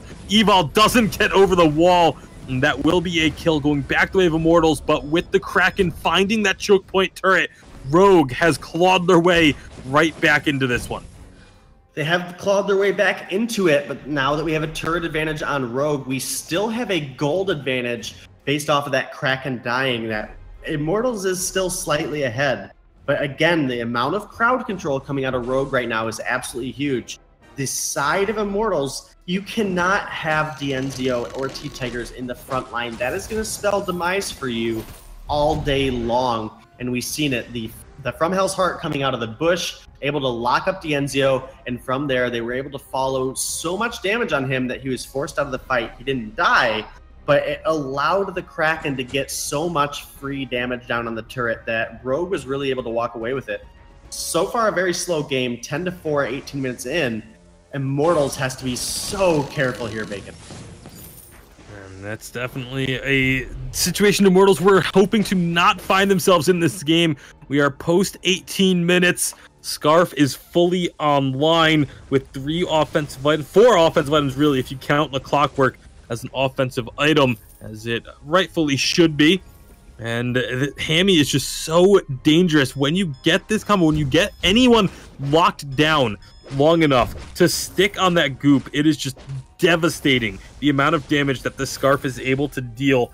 And as we wait for this next Kraken to spawn, at least that's what it feels like Rogue is going to be waiting for. They want another opportunity, but that's going to be actually finding the route onto Dienzio.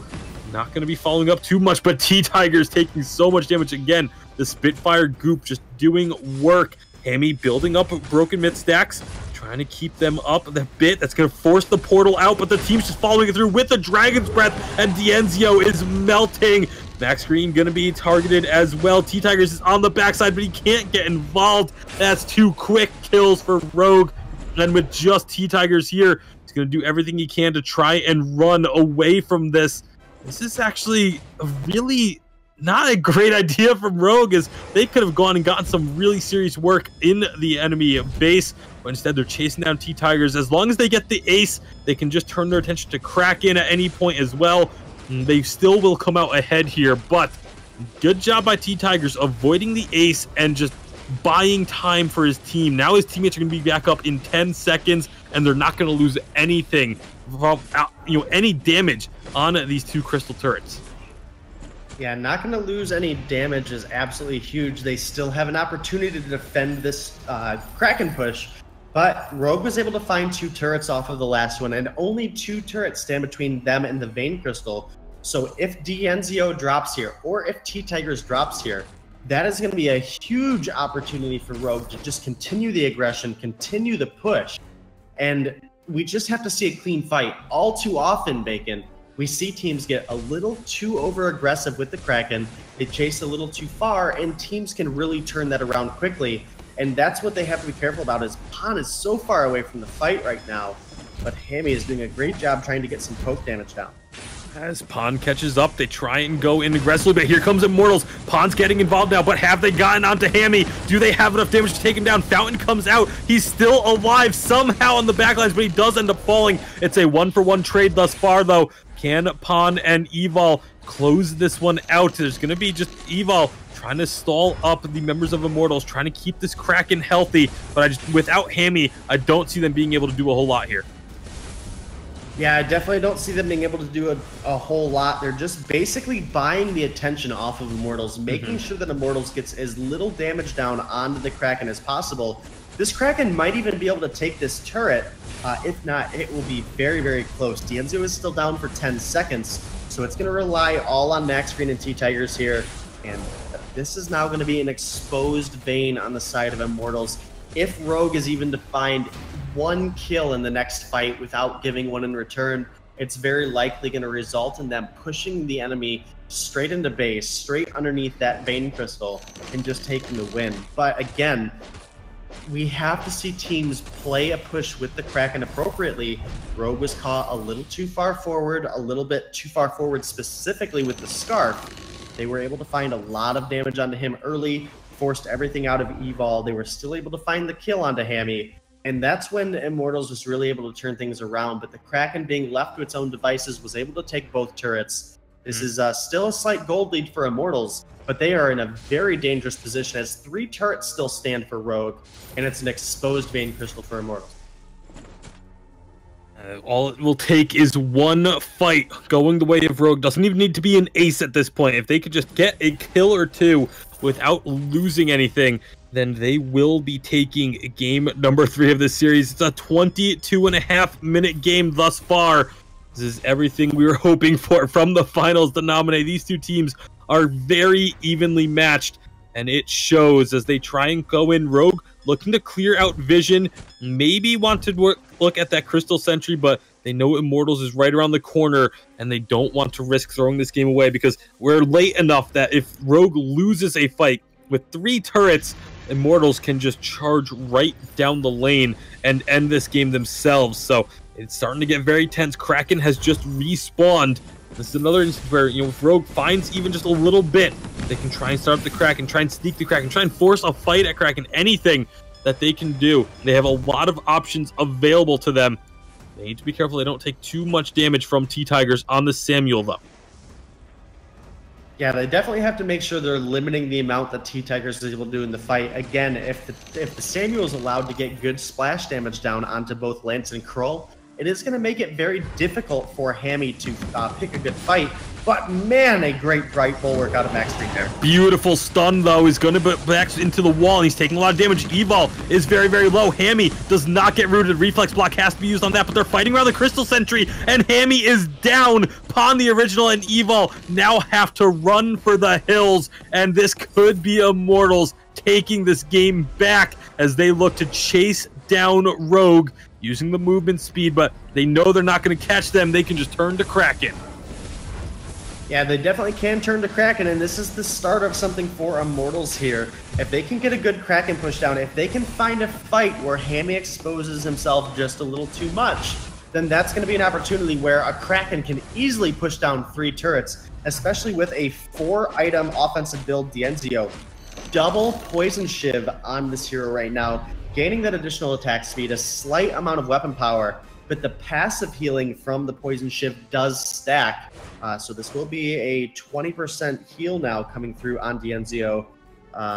So that is absolutely huge going into these fights. He's going to allow him a lot of time to sustain, a lot of time to build up those Bonesaw stacks. So if Immortals is able to make a clean push here, this could still be an Immortals game. But if Rogue finds even a kill, it is very likely going to be a base rate.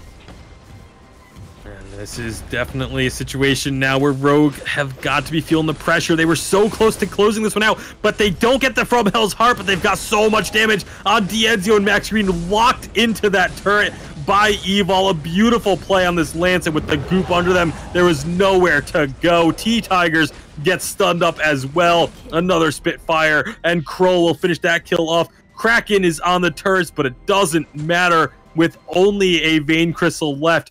Rogue is going to push down, and they will be able to take game number 3 and a 2-1 lead in this best of 5.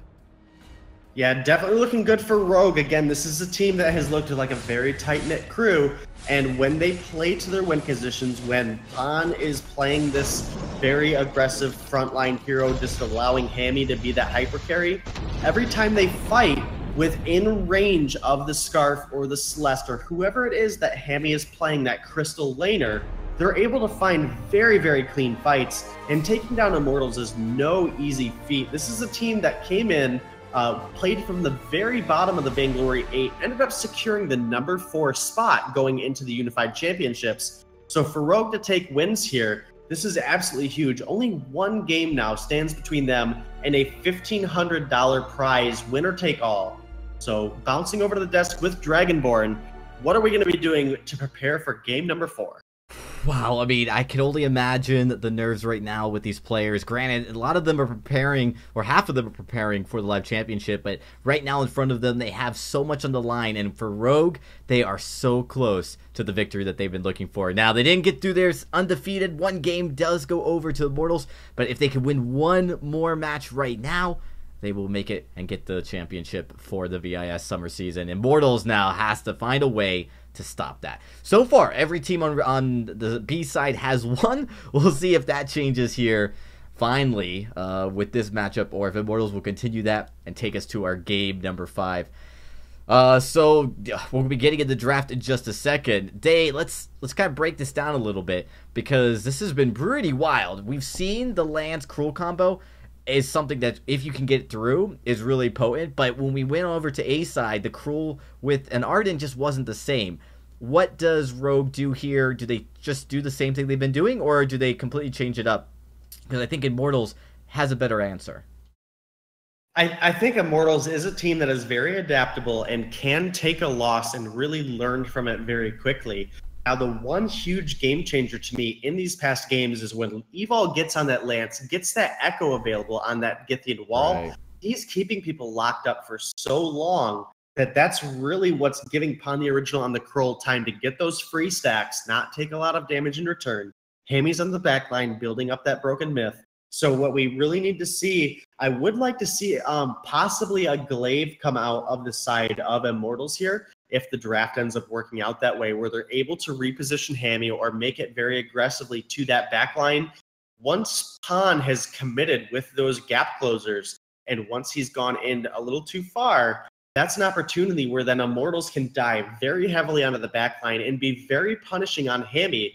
Going this glass cannon build, it is going to be very difficult for Evol to save Scarf's life if he's the one that is being focused on easily. And that's what we've seen, is when Hammy goes a little too far, Immortals turns the fight around, focuses their damage, they're able to find a kill, and in result, they're usually able to find the rest of a fight. So Immortals just has to work on getting a composition where if Hammy's going to be that glass cannon crystal carry, right, have to be able to get to the back line and burst him down. Yeah, it's been hard. I mean, the front line with this Cruel is just making it almost impossible. The draft begins. And as we get into the draft, you know, Immortals has to figure this part out. Even with the Lyra, who's notoriously pretty good at helping a team get to back lines, get past it, is just struggling here up against Rogue's composition. So Grace is going to be the ban, as Catherine, of course, will be the ban again. And Rogue has been picking Cruel. Now, do they change it up, pick Lance, and then just take what comes? You know, they could go, yeah, that's what they're going to do. Taking the Lance, and then hoping that they can get either Rhyme or the Cruel. I'm actually having a issue with the draft client right now. I can't see it, so I'm trying to get some refresh going on here. But so far, it seems like, from what you've said, it's been a very consistent draft strategy out of both teams. Obviously, the Grace and Catherine, and then the Lance being picked up by Rogue again is absolutely huge for me. Yeah, so they take the Glaive, but this is kind of risky if Immortals doesn't pick up a Rhyme here. Banning the Cruel, Rogue could just, you know, with a Glaive Bruiser like this, you know, they just go with the weapon Rhyme like we saw in last night's game. And actually, this is exactly what teams try to do, trying to take away that Cruel. It wasn't really quite the answer. Rogue's going to take a little bit to think about this ban.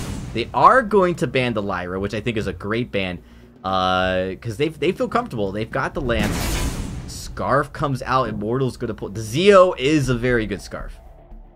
Zeo is a very good Scarf, but I think this does keep a degree of flexibility available. We could see either Scarf or Glaive go into the lane or jungle position, or if the draft just works out right and there is a strong power pick available for the side of Immortals, they could even force this Glaive into the captain position, build very, very tanky with maybe a little bit of additional cooldown speed, really abuse the use of the afterburn, reposition enemies as much as you need to. This is actually an incredibly strong flex draft so far from the side of Immortals. And with the Celeste coming through, oh, and that weapon power Ryan coming out front, possibly. Yeah, with Celeste on the board, we know that Hammy likes to play the Celeste as well. And this is good because, you know, if you can get on top of the Glaive, you can just shut him down right away. And there's not a lot of crowd control. Glaive's got a stun, so I actually think Immortals has to think about that. They need a way to stop either the Celeste or the Rhyme from, you know, doing damage for a certain amount of time. And there's not a lot of options left, but we could see them flex the Glaive, like you said, and go with a jungler like, I mean, I'm not sure. There's nothing really meta that they could go that has a stun at this point. But they could try. Baptiste isn't really a great pick because it's not really going to be a reliable stun. But that Fearsome Shade would be something like a Roam Baptiste. Just try to keep that Rhyme backwards. Yeah, I definitely think the Rhyme is one of the biggest threats here. Obviously, they've really been using these heroes that are able to lock down and limit someone's movement. And that's what gives Hammy the ability to really take over a fight very quickly. Obviously, Evil getting this Lance again, which over the past couple patches has not really been a huge hero for him. I think specifically the changes to Echo has really brought Lance into a powerful position in the meta that most teams haven't realized yet. But now that Rogue is bringing it to the table and bringing it so strong, this is something that very well Rogue could capitalize for the meta and take advantage of while they're comfortable on playing it and others are adjusting to that style of play. So it's going to be interesting now to see. This Glaive will probably be in the lane on Dienzio and the Scarf on T-Tigers.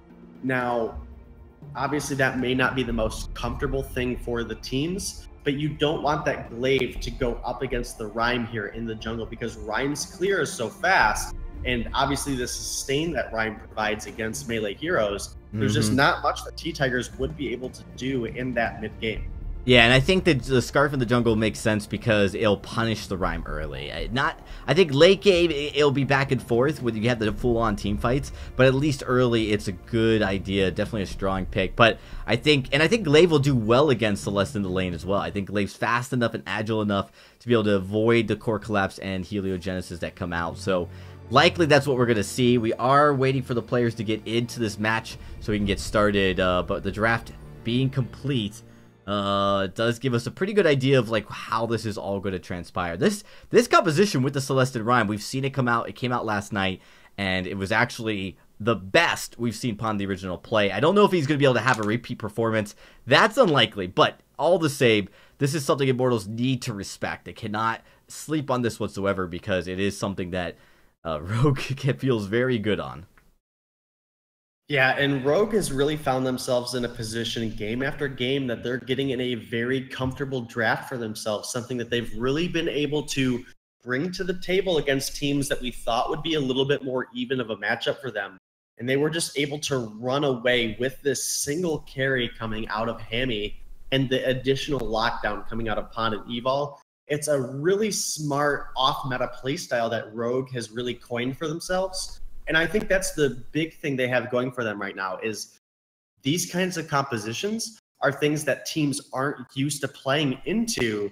And that's really been what Rogue's success has been, is take people out of their comfort zone, make them try to adapt to your draft style. And almost every single time, Rogue has won out that draft, won out how they wanted to play things. And Hammy and Evol and Pond have just been such amazing players together. It's so in sync that we've seen them be able to run this weapon Rhyme and take a game off of Necrolite.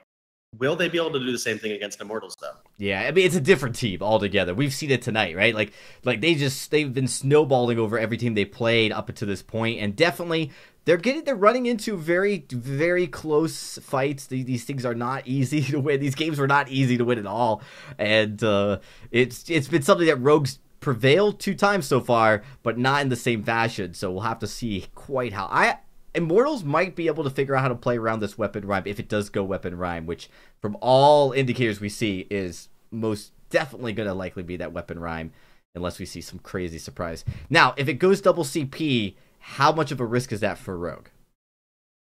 If it goes double CP, which I don't think it will, just because we've obviously seen this weapon Rhyme have success, again, the Rhyme is not here for damage.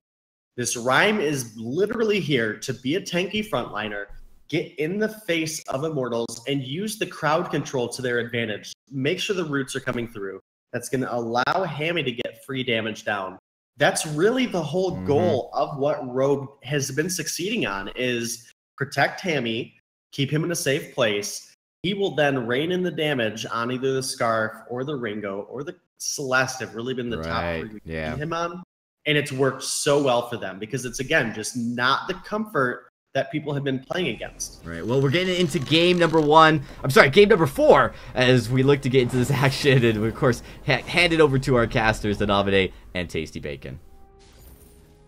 All right, this could be the final game, Denavide, as Rogue has the 2-1 lead on this series.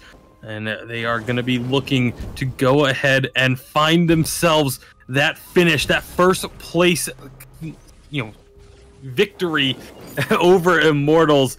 And they are going to be looking to start it off aggressively early, trying to get onto Hammy, trying to get this damage using the Rhyme. They've got the damage there, but they are going to get first blood and not trade it back either. Excellent job using this Rhyme early, aggressively. Even beautiful Githian wall to block the afterburn and keep Hammy alive. But it's just something different from Rogue. Even though it's the same composition, that early aggression into the lane is something we haven't been seeing. Yeah, and I think that play right there from Evil really just goes to show what I mentioned earlier. This guy does not get enough credit for just how mechanically amazing of a player he is. Blocking that afterburn coming out of T-Tigers there was a huge play. Hammy obviously being very low on defense. If he would have came in, got slowed up by the Vanguard following the afterburn, it really could have allowed T-Tigers to pick up a return kill there. But a great Githian wall comes through. Hammy is going to return to lane in time to only miss out on 1 CS. And this is looking really good for the side of Rogue already. And a great start to the game. We'll see if they can continue to keep the pressure on. It's not often you see a Rhyme being able to just run into the lane and find a kill like that. It looks like they could. Obviously, we saw yesterday the weapon Rhyme. Not sure if Pon's going to go that route again.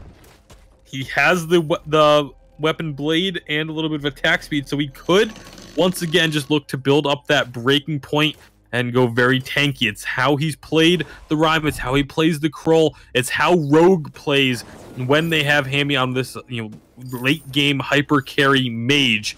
So I would not be surprised any longer if he still is going to be going for that weapon Rhyme. I almost am 100% sure he is going to go for that weapon Rhyme. He now has a swift shooter in his pocket, so very likely working into that one offensive item that Pon usually plays. It is going to be that breaking point, then paired with an awful lot of defense. And again, it's just about Rhyme surviving on the back line, getting that crowd control down, and then allowing Evil and Hammy to follow up with crowd control of their own. There's so much stun potential out of Rogue, and I fully expect to see a Echo come out on this Lance again. All right, so again, if Rogue can just find those late game team fights that they have now become, I'd say, exceptionally well known for, at least throughout this tournament, then they could find themselves taking that first place spot with the victory here. But we're gonna be looking to steal away some of the jungle, getting a lot of damage on the T-Tigers. A beautiful rotation from Hammy is going to secure that kill. Max Green will get away, but they don't really particularly care about chasing the kills. They just want to take away the jungle and deny T-Tigers and the rest of Immortals from getting that golden experience. Yeah, and that's really what they need to be doing here, is keep T-Tigers down, and that's going to give them so much additional wiggle room here in these fights. We're now 4 minutes in. T-Tigers is going for that Sorrow Blade first item, looking to be very offensive on this glaive. And, again, Rhyme's whole idea is to just survive and let Hammy do the damage from the back. And again, the Rhyme coming through with the slows, the root, Evil coming through with the root, and eventually going to have that double stun potential. Even just the reposition is incredibly huge.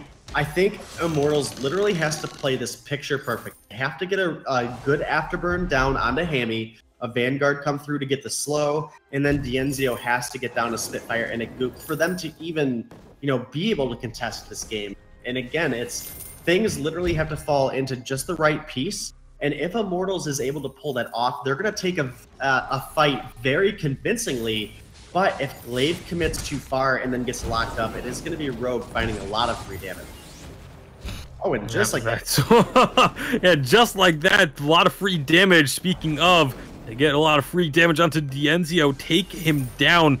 And this is what the Rogue's playstyle. They've kind of forced Immortals to try and match Rogue's own playstyle, and that may be a mistake for Immortals. Usually, yes, it's something that they obviously have not found a really true answer to, but if you then start trying to play your opponent's style, if it's not what you have been practicing day in, day out, if you are not 100% with the style of composition, Rogue plays this. They know this composition. They know what to do against it. They are going to be able to make this work a little bit better. And right now, they've been focusing on Dienzio, making sure that he gets behind. And you look at the CS difference, 56 to 67 for Hammy at 6 minutes in. He is definitely in the lead against the Scarf. Yeah, and I like how you mentioned that Immortals is trying to play the same game that Rogue has, but they're the ones with the comfort zone here. So I really, again, would have liked to see the Glaive go into the lane. I think the Scarf just has an easier time dealing with the Rhyme in the jungle, especially since the amount of clear speed that a Scarf can have. Again, everything has to go perfect for Immortals here. If it does, it is going to be amazing. It is going to be beautiful. We're going to find a lot of clean damage. But if things go a little sloppy, Rogue is going to be able to take over a fight very quickly. They are definitely looking to try and take over here. 6 and change, almost 7 minutes in, and Rogue has that 3-kill lead, a 2,000 gold lead to their name. We talked about Immortals being able to pick up those early gold leads, but Rogue has just been absolutely non-stop as they find T-Tigers again in the jungle. And they're not even going to worry about the Crystal Sentry. They're just, again, taking away these jungle camps. The backs just spawned, and Pan is going to get all of them. And we talked about Dienzio being behind Hammy. How about how far behind Pan has put T-Tigers? Even though the CS is very similar, it is a massive edge for Pan the original right now in this game. Yeah, it is a huge advantage for Pan. And again, this is something that we talked about last game is normally Rogue is behind. Normally Hammy is a little bit out farmed, but uses the positioning to his advantage. Oh! T-Tigers just deleted Hammy 100-0. Absolutely deleted. Where did that damage come from? It's going to be Pan and Evil trying to defend this turret, but Immortals getting some good damage in. Finally, the turret is going to be targeting onto Max Green. They take down T-Tigers, but the turret falls.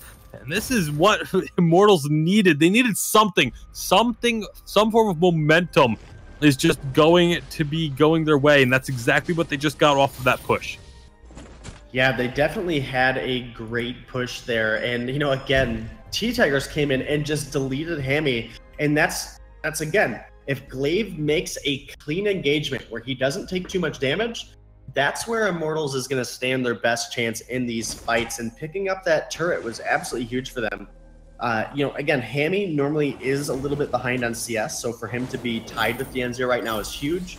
Because, again, Hammy just has a lot when it comes to positioning. He is very good at playing these mages right now. So it's really going to come down to, does Scarf position better or does Hammy position better? Obviously, Hammy, as of the late, is going to have more of that comfort for the Crystal lane. But, again, it is still going to take some very clean fights coming out of Immortals. And Max Green is going to have to make sure that T-Tigers is protected when he does dive in that far. All right, so if Immortals can find that kind of damage again, this is what it's all about. Both these teams, it's all about just deleting the opposing carry.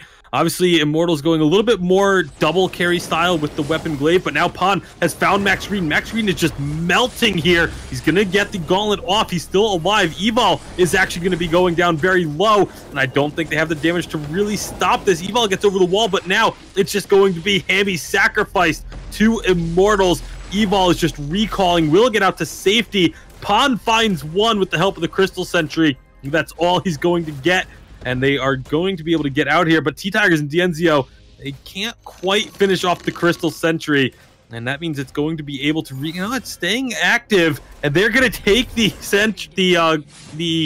Treant and then turn around and finish off the Sentry. So actually really smart play by Immortals there to keep the Sentry interested so that it doesn't recall. They instead get the kill on it, get themselves a couple of kills for their efforts, and again, make this a very close game when it was at risk early on of snowballing out of control.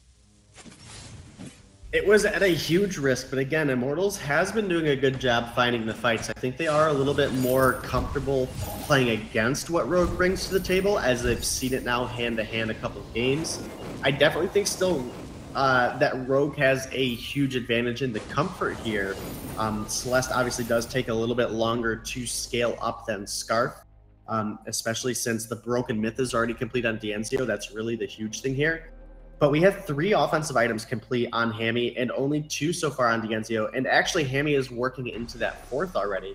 So the damage ramp up from Scarf is going to start earlier. But I think Celeste has so much zoning potential into the late game that it is going to take perfect play out of Immortals to take this game.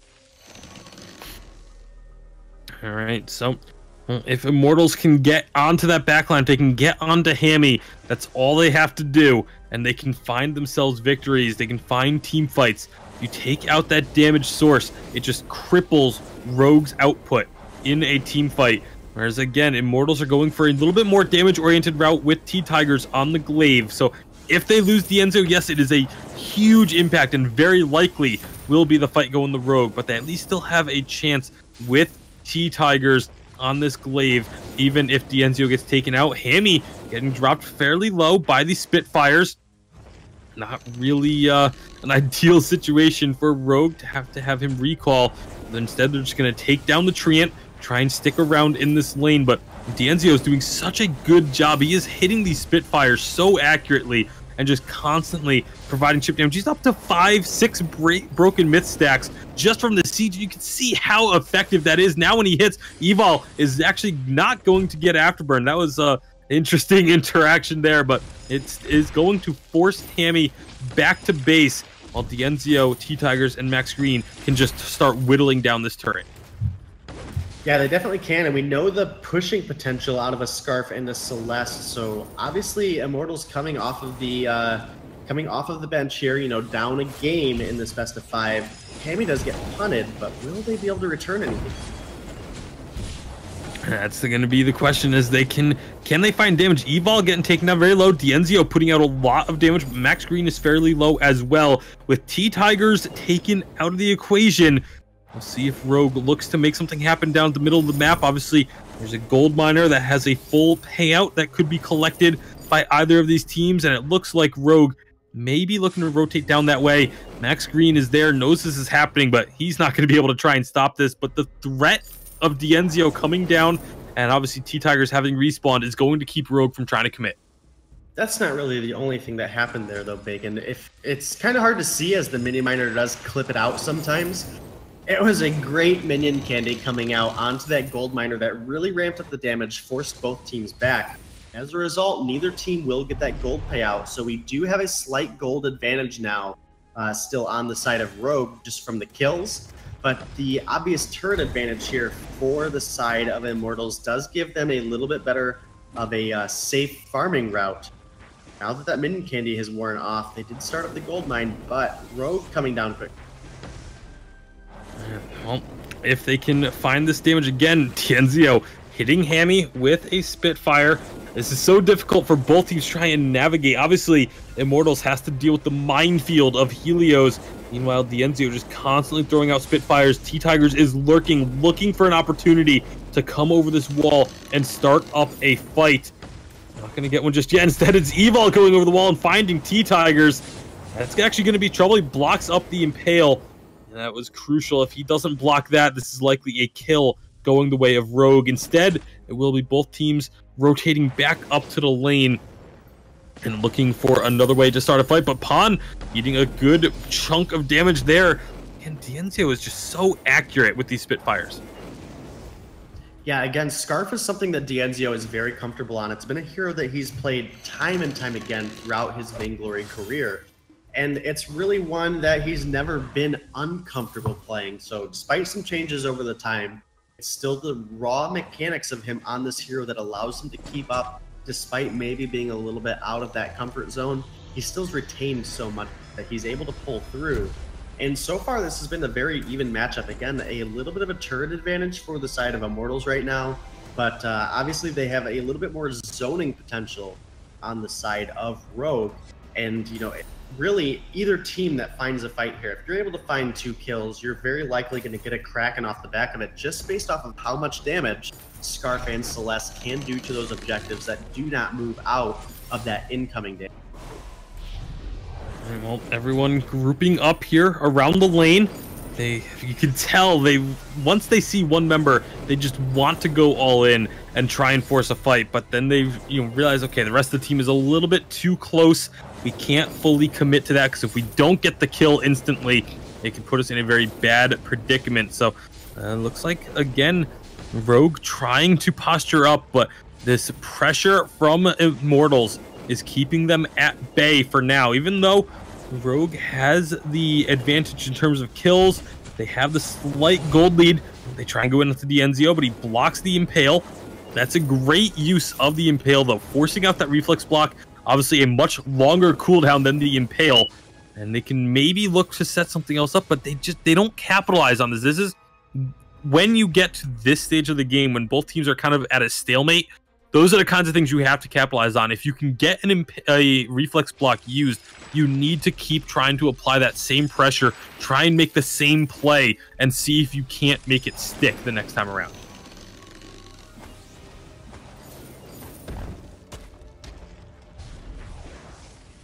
Now with Rogue pushing themselves on up again, just went back to base, get a little bit of damage onto Dienzio. Evol, Hammy, and Pawn. Where are they going to try and find a fight now? They need to... You almost feel like they have to be the ones that kind of force the issue, because if Immortals are the ones pulling the trigger, Immortals aren't going to look for a fight unless they are extremely confident that they are going to be able to find the damage that they need to make that fight stick. And that's kind of worrying for Rogue. If they're just going to play this defensive style, eventually they will end up in a position where T-Tigers is going to get that beautiful afterburn off, into a gauntlet, very likely. Frostburn just completed for Dienzio, so they'll have those slows. Evol wanted to try and bait out a reflex block. Doesn't get anything, and it's just that combat roll on cooldown already back up. And so we once again just kind of back away from this Kraken, and as both teams still trying to find this position. No, maybe go for it. Nope, not going to do it just yet.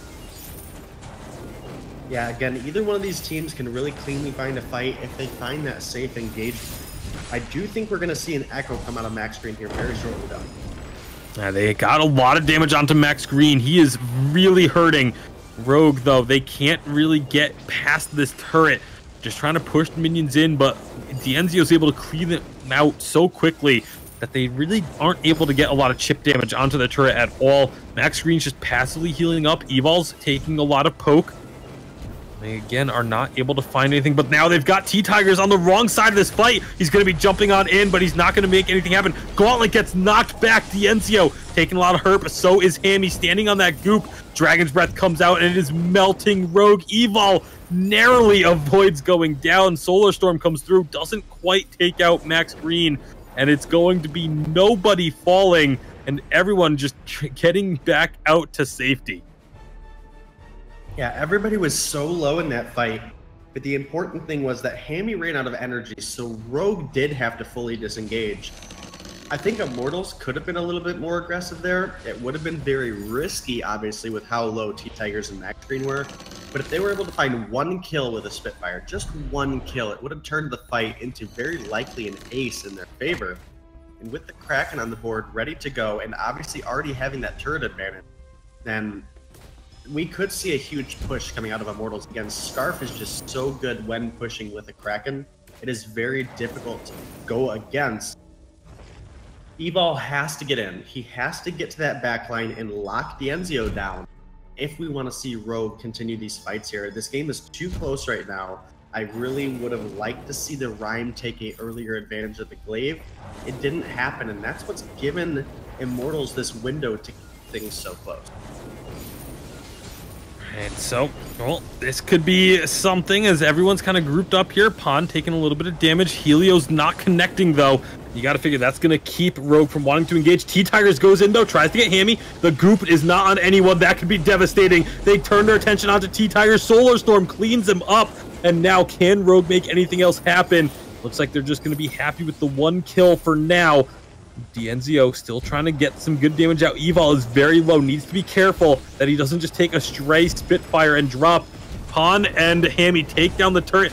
Gauntlet's going to keep them at bay, but Pon wants to go aggressive. The goop. There's the double gauntlet coming out from Max Green, and Pon is melting to the Dragon's Breath. Hammy is going to fall as well. A clutch fountain from Max Green will keep D'Enzio alive. And just like that, Immortals have turned the tides. It looked like it was going to be Rogue able to find big advantages with the kill on the T-Tigers, but it ends up with Immortals getting 2. It is Immortals getting 2, and off of that, knowing Evol is so low, they are going to go ahead and start up this Kraken. Now, they do have to be careful. D'Enzio is very low on energy, and Lance does have a pretty high basic attack damage that an Impale could steal this away, but with now T-Tigers here and Evol very likely dropping. Oh! There we go. Yeah, finding that ace, Kraken's gonna go over as well, and this is devastating because Evol went down so late. Look, it's 40 seconds between him and his teammates being alive. This is 40 seconds that Hammy and Pon have to defend without having their captain. Thankfully, the turret cooldown will stop one. Oh, but no! Pon gets caught! This is devastating for Rogue!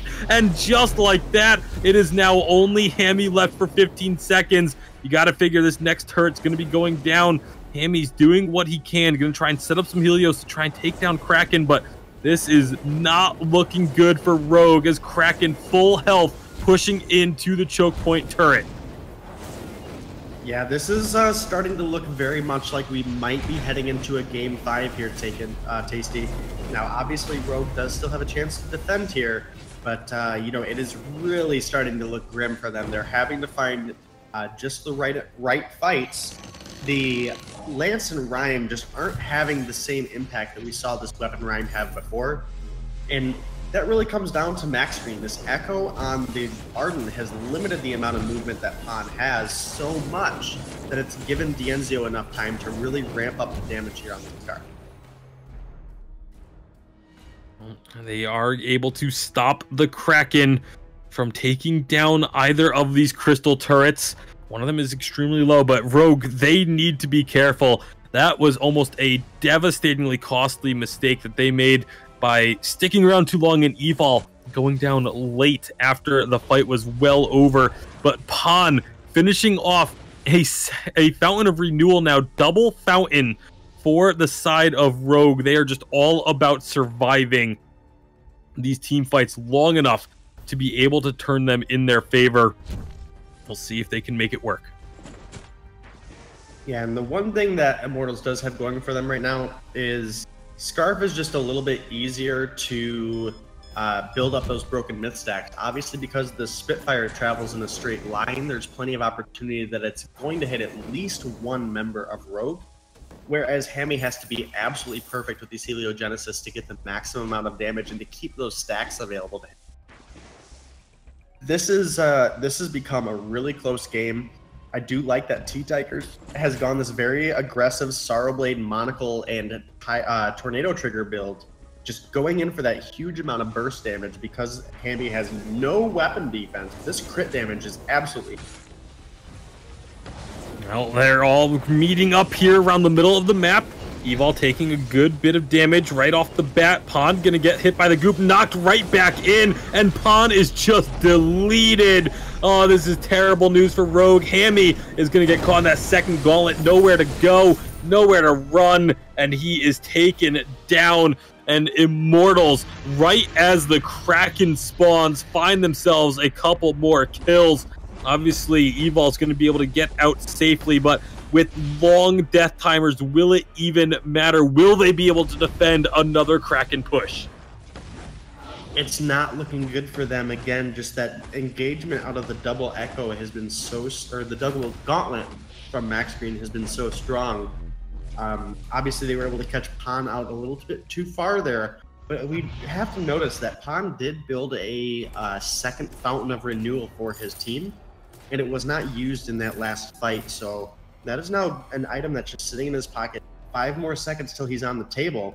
And Immortals is already in the base, and they're going to take a turret down before the Kraken even takes a sliver of damage. That was absolutely devastating. First turret down, second one getting worked on, but T-Tigers is dead. Now they can push up, try and take down Dienzio. If they can lock him up at all, he will fall. The goop is slowing everyone on Rogue. Kraken makes her way into the base. Dienzio trying to turn on Dupont, but that's a lot of damage. Big Valkyrie will stun up Dienzio, but they just aren't looking for this kill. They know they need to stop the Kraken, as there's an exposed Vein Crystal, and they're trying to just keep all the Helios. Will take Dienzio down, and once again, Rogue are going to be able to hold on and take this Kraken out. What are they going to be able to do, though? Will they be able to turn this one fully around? This is absolutely insane, Denominate. Yeah, this is a huge opportunity for Immortals here. Again, they are down 1 game in a 2-1 in favor of Rogue. So with the exposed Vein Crystal here, Immortals really only has to find maybe 1 or 2 kills, and they could really just push for the win, take us to a game number 5, and then maybe try to force Rogue into a similar draft, where it's a Celeste against the Scarf. Now, I do think these heroes have a couple advantages over each other. But again, when it comes down to building the broken myth stacks, it is just a little bit easier for Scarf to do. Again, those Spitfires traveling in a straight line is absolutely huge because it allows you multiple pathing for targets to get hit, whereas the Heliogenesis come from above. But man, Max Green's getting taken so low here. Yeah, he's extremely low, and that is trouble. They're going to find the kill, but under the turret, Dienzio with the big Dragon's Breath, trying to turn this one around almost single-handedly. His T-Tigers is on the other side of the map, looking for a backdoor attempt. He gets over the wall. T-Tigers trying to finish this game out by himself, but 2 have gotten back. Can Pan and Evil stop this? They're looking for the stun. There's going to be the stun coming through, but it's not going to be enough as T-Tigers finishes the game and ties us up at 2 apiece. Yeah, really good opportunity there for Immortals. Again, T-Tigers obviously rotating down through that jungle, was able to get the back door, and it really came down to Dienzio stopped the recall from Rogue so long that T-Tigers was able to get a bunch of free critical attacks down onto that Vein Crystal. Hammy actually never even made it to base. He never got the opportunity to recall because Dienzio did such a good job just preventing the team of Rogue from going back to base, stopping T-Tigers, which if they were able to stop T-Tigers there with a death on Max Green and T-Tigers, they very likely could have turned things around. But that is game number 4 going over to the side of Immortals. That does bring us tied 2-2. We will now be going into a game number 5 to decide who wins first place here in the VIS Pro, who takes home the prize pool, and who goes home empty-handed. So Dragonborn, what a exciting matchup we just had.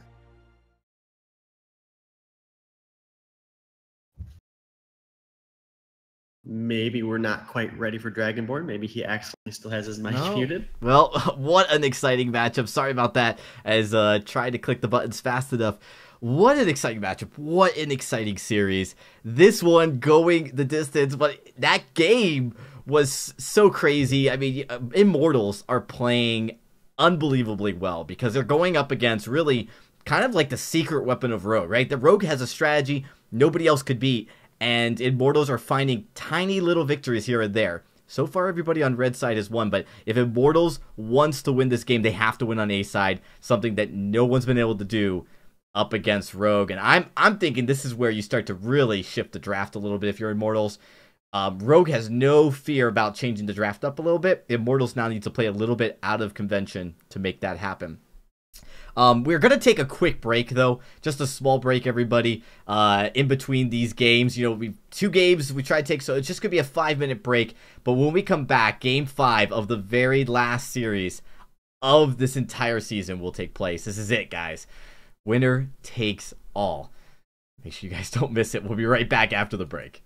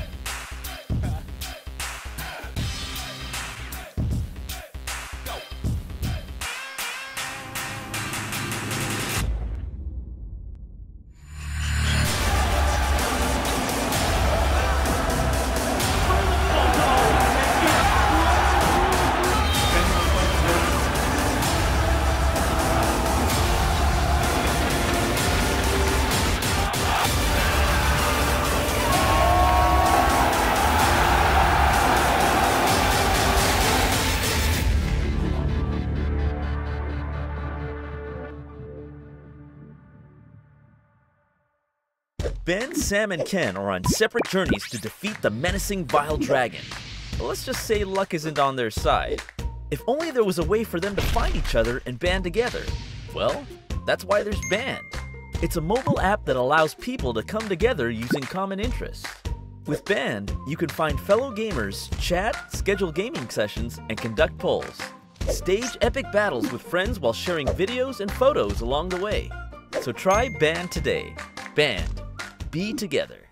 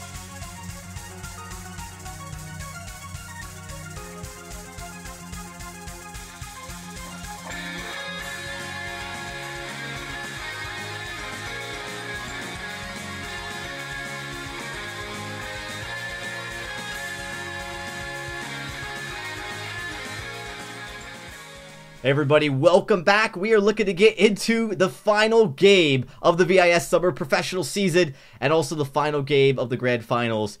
It all comes down to this. Winner will walk away with $1,500.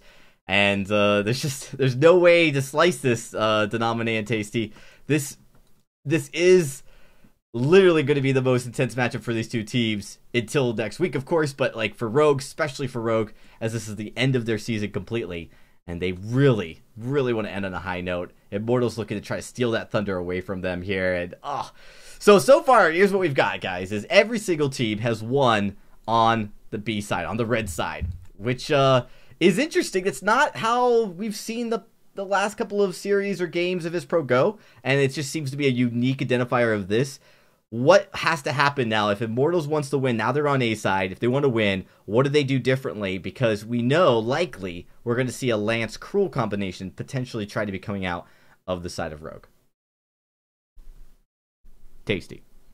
Yeah, I mean, it's so tough to try and predict what is going to be happening in this draft, just because we know what Rogue's going to do. Like that's not really going to be a debate here. But maybe they try and change something up. Maybe now that they've gotten pushed to a Game 5, they'll have to do something different. We'll see. We're going to see at least something different in the draft. This is different. Scarf is banned away. It will be Catherine, so both Lyra and Grace left open. But we have seen Rogue do this before. It usually ends up with one of the healers going to the side of Immortals. Rogue has typically picked Krull. In this situation, will they stick to their guns and go for this Krull once again? Yeah, I mean, the thing is, with no stun from the support, with no Grace, I think you can win with it. I don't see why. I don't know why they keep picking Lyra here. They've lost Immortals has lost every single game they picked Lyra first, for the very reason that they didn't put a reliable stun against a Krull. Krull comes out. Pond feels like he can win this. I think you banned the Lance now if you're Immortals. They banned Grace. They ban Grace here every single time. This is... I don't think you ban Grace. I think you ban Lance because they have not won. I don't think you should ban Grace, but I think they are going to ban Grace because that's just what... No, they banned the Celeste. That's smart. This is smart. Yeah. This forces now the side of Immortals or of Rogue to have to go onto that third, CP hyper carry, but we've seen them do this already with a Ringo. So unless Immortals are planning on picking up the Ringo, that's the only thing I can imagine here, but a Rogue can just pick up Ringo right now and then save their captain pick for the final pick, because if they don't take the Ringo here, they risk it going over to the side of Immortals. And if they have, Scarf, Celeste banned and Ringo picked, I don't know where Rogue goes for that third pick, but they are going to take the Grace. Now that's interesting, because we've seen Lance come out in this situation, but I agree with you, the Ringo would made more sense. The only thing that actually kind of surprised me was Immortals could have tried to take away the Lance. I mean, if Grace wasn't available, but with Grace available, it was a moot point. And so now, you're looking at, I think you take the Ringo here, absolutely. I think, D'Enzio is a fantastic Ringo player. This will mean, it goes with the Vox, though. Petal comes out. That is a great pick to try to counter this Cruel. I think that the Grace gives Cruel a little bit more sustain than normally, so the Petal may not be as huge of an impact. But this is also where I think, Petal's a little squishy. Going with that Crystal Ringo, that Hellfire Brew, absolutely will blow this up. Otherwise, you're forced to go with something, like in the lane. I mean, we haven't seen too many Crystal. I saw maybe a Crystal Saw, which you could potentially go. Yeah, we'll see where Rogue decides to go with this. They could go for that CP Ringo that they've played. I was looking through, trying to see what other, hyper late game CP carries are there. You could have Skye, but she's not really the hyper late game. She's more of a mid game focus. The only other one I can think of is, the Idris, and maybe a Gwen. We've seen a CP Gwen in Vainglory 8, but they're gonna stick with that Ringo. This is a pick that they've run this before. They ran this yesterday. That CP Ringo, were able to have great success with it.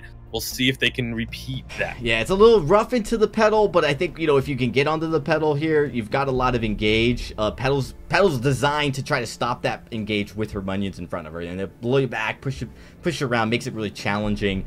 But there's not a lot of other stuff to do that, right? You kind of had to go with the Petal here. You have no stuns, and that's something that, obviously they had to find a way to deal with. I'm actually surprised we haven't seen a Finn but to try to stop maybe. But the only problem with the Finn is he does give a lot of stacks over to the Cruel as well. So, well, I mean, Hammy, I'm telling you, he is late of fame. It's been these mages in the lane, and really reminiscent of another really great player who did a lot of maging in the lane, Best Truck at 8. Kind of the same style. We see him flexing the same, but it really is something that's been working so well for Rogue. And I'm kind of curious to see how it plays out. I really don't know. I don't think either team has won the draft. I think this is pretty balanced. It's fairly balanced, but I feel like the Petal pick is actually going to be very strong. We've seen some teams run Curl into Petal and still be able to find success, but Petal is a very hard counter to a Krull when played up to the level that it should be, and T-Tigers is one of those players that plays Petal at the level where it can be a direct counter to a Krull. So I think it is going to be an uphill battle for Rogue in this game. Yeah, well, every game's been uphill battle. I mean, they've lost the first turret in every game, even the ones they won. They've actually played from behind in gold for most of the series. And so it's just something Rogue's been winning on mechanical teamfight play and picking that power spike moment, or catching a mistake off by Immortals. That's how they've been winning. They've been taking advantage of very, very specific mid-game power spikes. They haven't particularly been winning early game, and so I think that, you know, that's something that's a challenge with Petal, especially. Petal scales fairly well, and the Crystal Ringo, although could work here, we've seen it when it fails. Boy, does it fail, Tasty. Yeah, it's a very volatile pick, and we're going to get to see, will it work? Will it fall flat here? This is going to be an interesting one. I like the Grace pick. Obviously, you can keep the Ringo alive if he gets dove on. You can keep the Krull alive if he dives in. So there's a lot of versatility there, but again, I think it's all going to hinge on this Petal pick and how well T-Tigers is able to play in the jungle. No, you're absolutely right. T-Tiger is actually one of the most famous clutch Petal picks, known for picking it as counter picks, and I think in this case, a great pickup play by him for this game. Well, we're getting into the game. Game number 5. It's the last game. Everything comes down to this. $1,500. Who's going to win it? You're going to find out now as I kick it over to our casters, Denominate and Tasty Bacon. All right, it all comes down to this. One final game to determine who walks away from VIS Pro as the champion with $1,500 to their name, and who walks away as nothing but a footnote. It's all comes down to this, Denominate.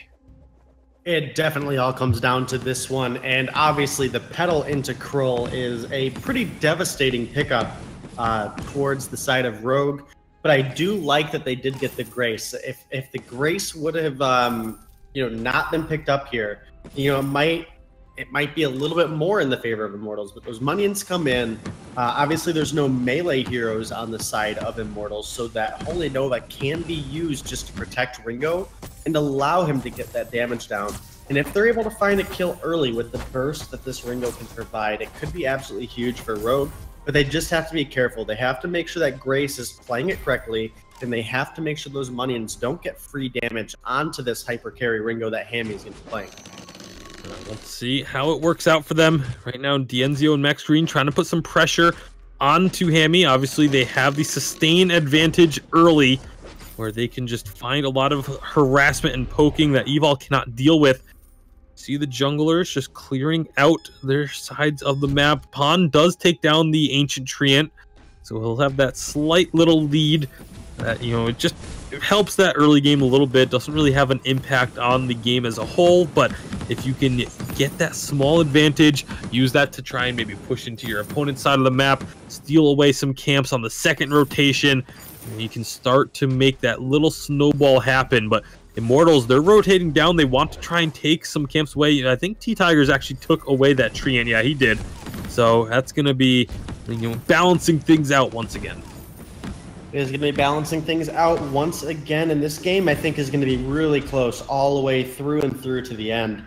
And again, Pon is on this comfortable Krull pick, but T-Tigers, very excellent and smart player on this Petal, a huge counter to Krull. It's going to come down to obviously Evol and T-Tigers here to me. If Evol is able to protect his team, then there's a lot of opportunity for Crystal Ringo to be able to outduel this weapon box, depending on the build Dienzio does go with. And if you're able to take D'Enzio out, your team's going to be able to spread up a little too much for a Petal to take over the fight alone. So I definitely like both of these drafts. I see how they can work into each other. It's going to be about who capitalizes on the mistakes of the others, who is able to use their composition to the other in the best manner here. You know, we obviously have a healer on both sides as well, too. Bacon, these are all things that we have to take into consideration. Yeah, this is going to get very tense once we get into the mid-game. Once level 6s start coming out, T-Tigers and the rest of Immortals looking to get pressure onto Pawn, but he's able to back away safely. Not really going to be under too much duress, as Immortals will be backing away. This is an opportunity for Rogue to try and really push in this lane. You can see Evol's going to step up, get a little bit of damage onto these minions just to make the farming a little bit quicker for Hammy. And Pawn going to be doing the same. They just want to get this wave shoved into the opposing turret. Now that they realize that Immortals all went back, they want to shove that wave up so that they can recall themselves and aren't going to miss out on any minions coming back towards their side of the map. So a very smart play there by the side of Rogue, just to ensure that they don't lose out on much of anything. I don't think they're going to miss out on even a single minion in the lane. So excellent job on that wave management and recall timings from Rogue. Yeah, really excellent played out of Rogue here. D'Enzio does have the Poison Shiv already complete, and we do have a couple CS lead for each of the members of Immortals here, so definitely taking a little bit of an edge early. And it does look like Pawn is going a much more aggressive build this game. It does look like he's building into that Tension Bow first item, which is a little uncommon for Pawn the original, something we're not used to seeing out of him. And now it is Immortals trying to apply some more pressure to the lane. Yeah, looking to get a little bit of pressure, maybe some chip damage on the turret if they can. Try and make things difficult for Hammy, trying to just dissuade their opponent from being able to farm up safely. That's what this kind of pressure is all about. You know, it's not, you know, they're not looking for a kill. They're not looking to take that turret immediately. They're just trying to disrupt the flow of things. Try and make Hammy a little bit uncomfortable underneath his turret. It doesn't happen there though. Hammy obviously gonna stay cool and just keep CSing to his heart's content. You know, it's not very difficult to CS underneath your turret as a Ringo. You know, 1 hit per small minion, 2 hits per the large, and you can take out everything. And it really is just going to be able to keep CSing. It does buy time for Immortals to then rotate down into the jungle and steal away a little bit, so they get at least some sort of reward for the pressure that they put into the lane. But Hammy finishing off his first tier 3 along with D'Enzio. Yeah, obviously we talked about the Poison Ship being complete on D'Enzio. He does have the 6 Sins and the Weapon Blade, so he may be going into that Sorrow Blade again, or he might be going into that Tension Bow. What's really huge to me is that T-Tigers has completed this Frostburn, is going to have a lot of utility now in his kit, as they find a lot of damage onto Hammy there, with just Petal being the one to apply that damage. Yeah, and that's one of the big worries about Petal, is early in mid, she can just provide so much damage without even really putting herself at risk. You get 1 basic attack down and let your minions do the rest of the work. It can tear through someone, especially with the Frostburn completed. Makes it very difficult to escape, difficult to try and chase onto her if you're someone like a Kroll that's trying to do that. It's such a strong pick into the Kroll, and the Frostburn is one of the major reasons why. Yeah, and we do have a Shattered Glass now complete for Hammy, so that is now that he is level 6, that Hellfire Brew coming through will do a pretty sizable chunk of damage. Obviously, as he gets more crystal power, it will become that much more of a devastating ability. And I think that is why Pawn is going with this more offensive Kroll build here. If Kroll's able to get a lot of burst damage down and the Hellfire Brew follows, that is either going to get a kill or it's going to force everything out of Immortals very early on in the fight. And that's really what Rogue has to do here. They have to synchronize their abilities and use them to the highest burst potential they can. You don't want to give Max Green an opportunity to use Imperial Sigil to heal up the damage from Kroll. And now Evil and Pawn are going in pretty deep here, taking a lot of damage. Yeah, that was a huge mistake from Hammy. I'm pretty sure he just used Hellfire Brew on the minions. That was rather unfortunate. That's one of the things that can happen though. If you accidentally mistap in the heat of the moment, all of a sudden that big ultimate that can tear through teams is just kind of gone. Pawn, he's going to get dropped by this pressure from Immortals, taking full advantage of the mistake. This is one of the things we talk about all the time, is teams that take advantage of an opponent's mistake. You just got to see that firsthand. A big mistake from Hammy using the Hellfire Brew on the wrong target, and Immortals all of a sudden to turn it into a turret and first blood and get themselves a very nice lead. Yeah, and Dienzio now has his second offensive item complete, and Hammy's going to take the opportunity to recall to base and get that alternated current as well. This will provide the Ringo to have a little bit of additional actual damage between the Hellfire Brew and Achilles Heel cooldowns. Obviously, every other basic attack will inflict some crystal damage, as well as when that Twirling Silver is active and is increasing his attack speed, each of those attacks will also gain a portion of his crystal power through those basic attacks as well. So it just does a little extra step to make sure that Ringo isn't just really a one-trick wonder with that Hellfire Brew. He actually can ramp up in the fights. He actually can have a dueling potential into Dienzio, and the amount of burst damage is still going to be very, very high. All right, so with Immortals being able to put pressure on this next turret now, again, just start chipping away on it. Hammy is going to throw out the Hellfire Brew again, gets blocked this time by Dienzio and immediately healed back up. And there's going to be the, oh my goodness, from Hell's Heart. It got blocked, but it didn't matter, as that was just a deletion onto T-Tigers by Pawn. Able to use that tension bow damage. They find another kill onto Max Green, and just like that, Rogue able to find themselves some footing as they pick up 2 quick kills. Yeah, and picking up 2 quick kills was huge here for Rogue. Again, they did lose out on that first turret, and they are now down some gold. But this is going to give them an opportunity to start at this gold miner, and Dienzio is in a very dangerous spot here to be trying to contest this. Or is he? Yeah, it doesn't look like. Instead, it's going to be a kill coming through for Dienzio, almost taking down Hammy as well. He's also got his sights set on Evol. Those last couple shots are not going to do the trick, but it is the immense gold payout going the way of Immortals, and that's going to be big. Finding that kill, Dienzio stopping the gold miner, not just stopping it, but then turning it back around onto his team's advantage. Excellent work on this Vox, and now, once again, going to push up on this turret. T-Tigers needs to be careful. Takes a couple turret shots there, gets dropped low, but they're just focusing on taking this objective down. Turret is destroyed, and now Immortal's just going to try and back away. Pawn wants to keep pressure on, but doesn't want to commit to the fight. They know that it could be turned around very quickly, but Immortals taking that tier 2 turret 10 minutes into this one. Yeah, taking it 10 minutes in, and Dienzio has his 3rd offensive item complete now on this Ringo. It is the Poison Shiv, Bonesaw, and Sorrow Blade, like we've seen him run in so many games past.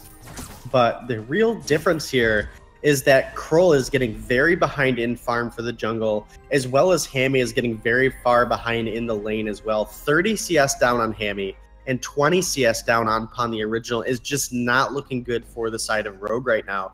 And with 2 turrets down at 11 minutes without a composition that's really good at pushing turret, this game is looking very favorable for Immortals right now. And it really is. They're looking for more pressure right now. Hellfire Brew and the From Hell's Heart. Only one gets blocked, but it was the From Hell's Heart. T-Tigers is burning down, but it doesn't seem to matter. They got plenty of damage as they take down 2, make that 3, as Pawn is nowhere to go. It's an ace for Immortals, and Immortals have come to play in this game number 5, as they will take down the choke point turret and are looking so clean. This is easily the most decisive play we have seen from either of these teams this entire series thus far. Yeah, I definitely think Immortals really pulled out a lot here to try to win out on this last game. Obviously, they've seen the Kroll come through, and the pedal is something they could have pulled out in any of the other games. I definitely think this is something they were trying to hide, but coming down into the last game that Kroll does get locked in, they were kind of forced to be put in this scenario, and it's worked really well so far. Again, like you mentioned at the beginning of the draft, is the Idris is really a hero that can be that single hyper carry and handles pretty well into pedal, because he does have that additional movement from the Shroud Step and the Shimmer Strike, as well as that Chakram can pass through the Munions and hit pedal on that back line. So I do think I would have liked the Idris pick a little bit more here. It is a little bit safer. I think the Ringo has a higher risk, higher reward scenario, And right now, we're really seeing that risk being very impactful on Rogue. And it's resulted in the Immortals finding a lot of free damage, a lot of free kills. And off the back of those kills, they've been able to find 3 turrets. And, the Kraken's not even on the board yet, Bacon. Yeah, a 7, almost 8,000 gold lead. Immortals are just commanding this one. They can just dictate the pace of the game. They can choose when and where fights happen. They're just wearing down this Crystal Sentry. Max Green's going to get stunned up, though, but he's on top of his Sigil and isn't taking damage. And they just back off a little bit, take the Sentry down. It has 1 life remaining. Now they look to engage. Can they find an actual fight here? Dienzio certainly thinks so. Going to be chasing on in. The Divine Intervention comes out. They try and turn their attention onto Dienzio. He's going to fall, but now T-Tigers is joining the fray. They're going to let Evol get away if he wants to. He's going to want to try and save Pon as much as he can. Pon, however, it just has nowhere to go. With a Petal chasing you, there's nothing to do as a Krull. Movement speed's going to chase onto Evol. Evol will be the 3rd and final casualty, marking the ace. 8-3 Immortals, and are going to be adding on to this gold lead with a gold miner. Yeah, and that's really going to start to take a huge advantage now for Immortals as we are approaching a 10,000 gold lead in their favor, especially off the back of T-Tigers now taking an entire jungle rotation to go with this gold mine. Looking very good for them. Choke point turret is down. We are almost 15 minutes into the game. Kraken will be on the board very, very soon here. So if Immortals is able to find one more clean fight the way they just did that last one, it will very likely be a Kraken in their favor. And Crystal, Ringo, and Krull just don't provide a whole lot of objective damage to bring a Kraken down. So there's a lot that Immortals can do here with one individual Kraken push. As again, only 2 turrets stand between them in a Game 5 victory, which will give them the first place in the Summer VIS Pro Series. And they are on the verge as they eliminate the Crystal Sentry from the Rogue side of the map. There is now nothing that can help Rogue in their own side of the jungle, aside from maybe catching someone out. That's about it. Kraken gonna get started up. Immortals know that they have complete dominance this game. Rogue isn't even gonna be able to get here to contest. Maybe Evol gets there in time, but throws out the flare, knows that they're doing it, knows that there's nothing they can do to stop it, and Kraken has been unleashed. Immortals definitely looking like they are going to be taking this game and this series, and with it, the season of VIS Pro. They're on the verge now. This could be the final push of the season here, Denominate. It definitely could end up being the final push. Again, there's just not a whole lot of potential that this Rogue lineup has against a Kraken that is pushing. Again, the Ringo, most of his damage is going to be that Hellfire Brew, as it does provide 100% Pierce. Krull is going to have to stack up on a single target to be able to build up damage with that Spectral Smite. And at that, if he's focusing on the Kraken, T-Tigers is going to be focusing on him. I just don't know what Immortals can do here, especially if this Hellfire Brew gets blocked. It does. Bacon. Hellfire Brew blocked. Dienzio healed right on up, and they have deleted Hammy. Evol will be next. Item silenced on top of it just for good measure. Pon's going to get back to the Sanctuary and heal up, but that is the only respite he's going to have, as Immortals will finish this game off. The From Hell's Heart gets blocked, and this is just the end. Immortals clean and decisive. Finally, it took 5 games to have a game that looked dominant, but Immortals pulling out all of the stops in game number 5, and they will be crowned the champions of Summer Season VIS Pro. Yeah, really, really impressed by both of these teams. I did think Immortals was going to have the edge going into this series. However, it did end up being a lot closer than I expected it to be. And, that could be that Immortals was trying to hide things, or it could be just that Rogue was absolutely playing out of their minds through every single game of this series, leading up to the last game where I just feel they got out-drafted pretty hard. Overall, they played great. I'm so excited for both of these teams going into autumn. But obviously, we'll be looking forward to next weekend. Immortals does take first place here in the VIS Pro Series. and will be playing in the Unified Live Championship next weekend. So to help us close out our night and wrap up this season of VIS Pro, we'll be heading over to the desk with Dragonborn. And, you know, it's been a really exciting path. Oh boy, guys, what a season it has been. And congratulations to Immortals. They are your summer season VIS Pro champions. And what a way to end it, as they just barely qualified for Live Championship, making it in at the skin of their teeth, and of course now have a chance to go all the way there as well. It's been a long road for this team. They definitely were in a dire state, making it in and struggling the first week they made it to the Vainglory 8, but then turning it around, figuring out just how to get through and banding together. This team really deserves a lot of credit. Of course, congratulations to Rogue as well. They deserve an immense amount of credit, playing above their expectations in this tournament and showing up and taking Immortals to the complete brink. Definitely a huge contrast from what we saw when they played against them in the VIS Challengers. So much improved over there. Hammy, Evil, and of course Pon the Original. But when you take a look at the Immortals roster here, these guys, you know, they're shaping up, looking like they're going to get ready. Probably getting ready, traveling over to Los Angeles right after this. Get ready. So again, congratulations. This was definitely the best grand finals, one of the closest and most exciting grand finals that we have seen here at VIS. And Immortals now are your two-time VIS Pro Championships, winning 2 of them. It's really quite a prestigious award to get, and not many teams have done that.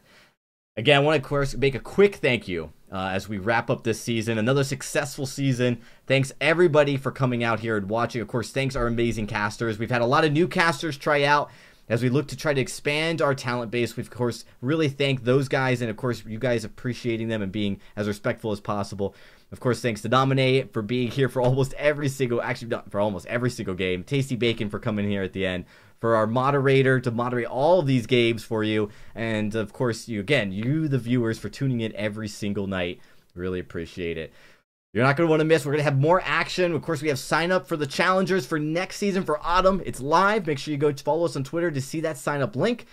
And of course, we'll see you at the live championship. Good night.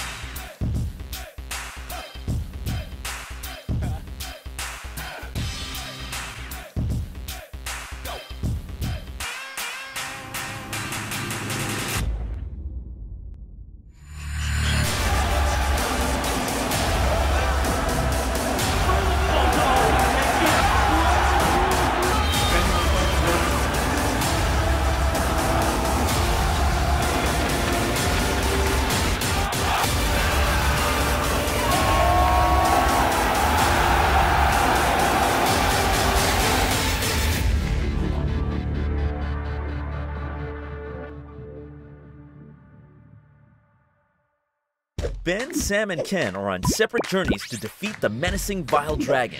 But let's just say luck isn't on their side. If only there was a way for them to find each other and band together.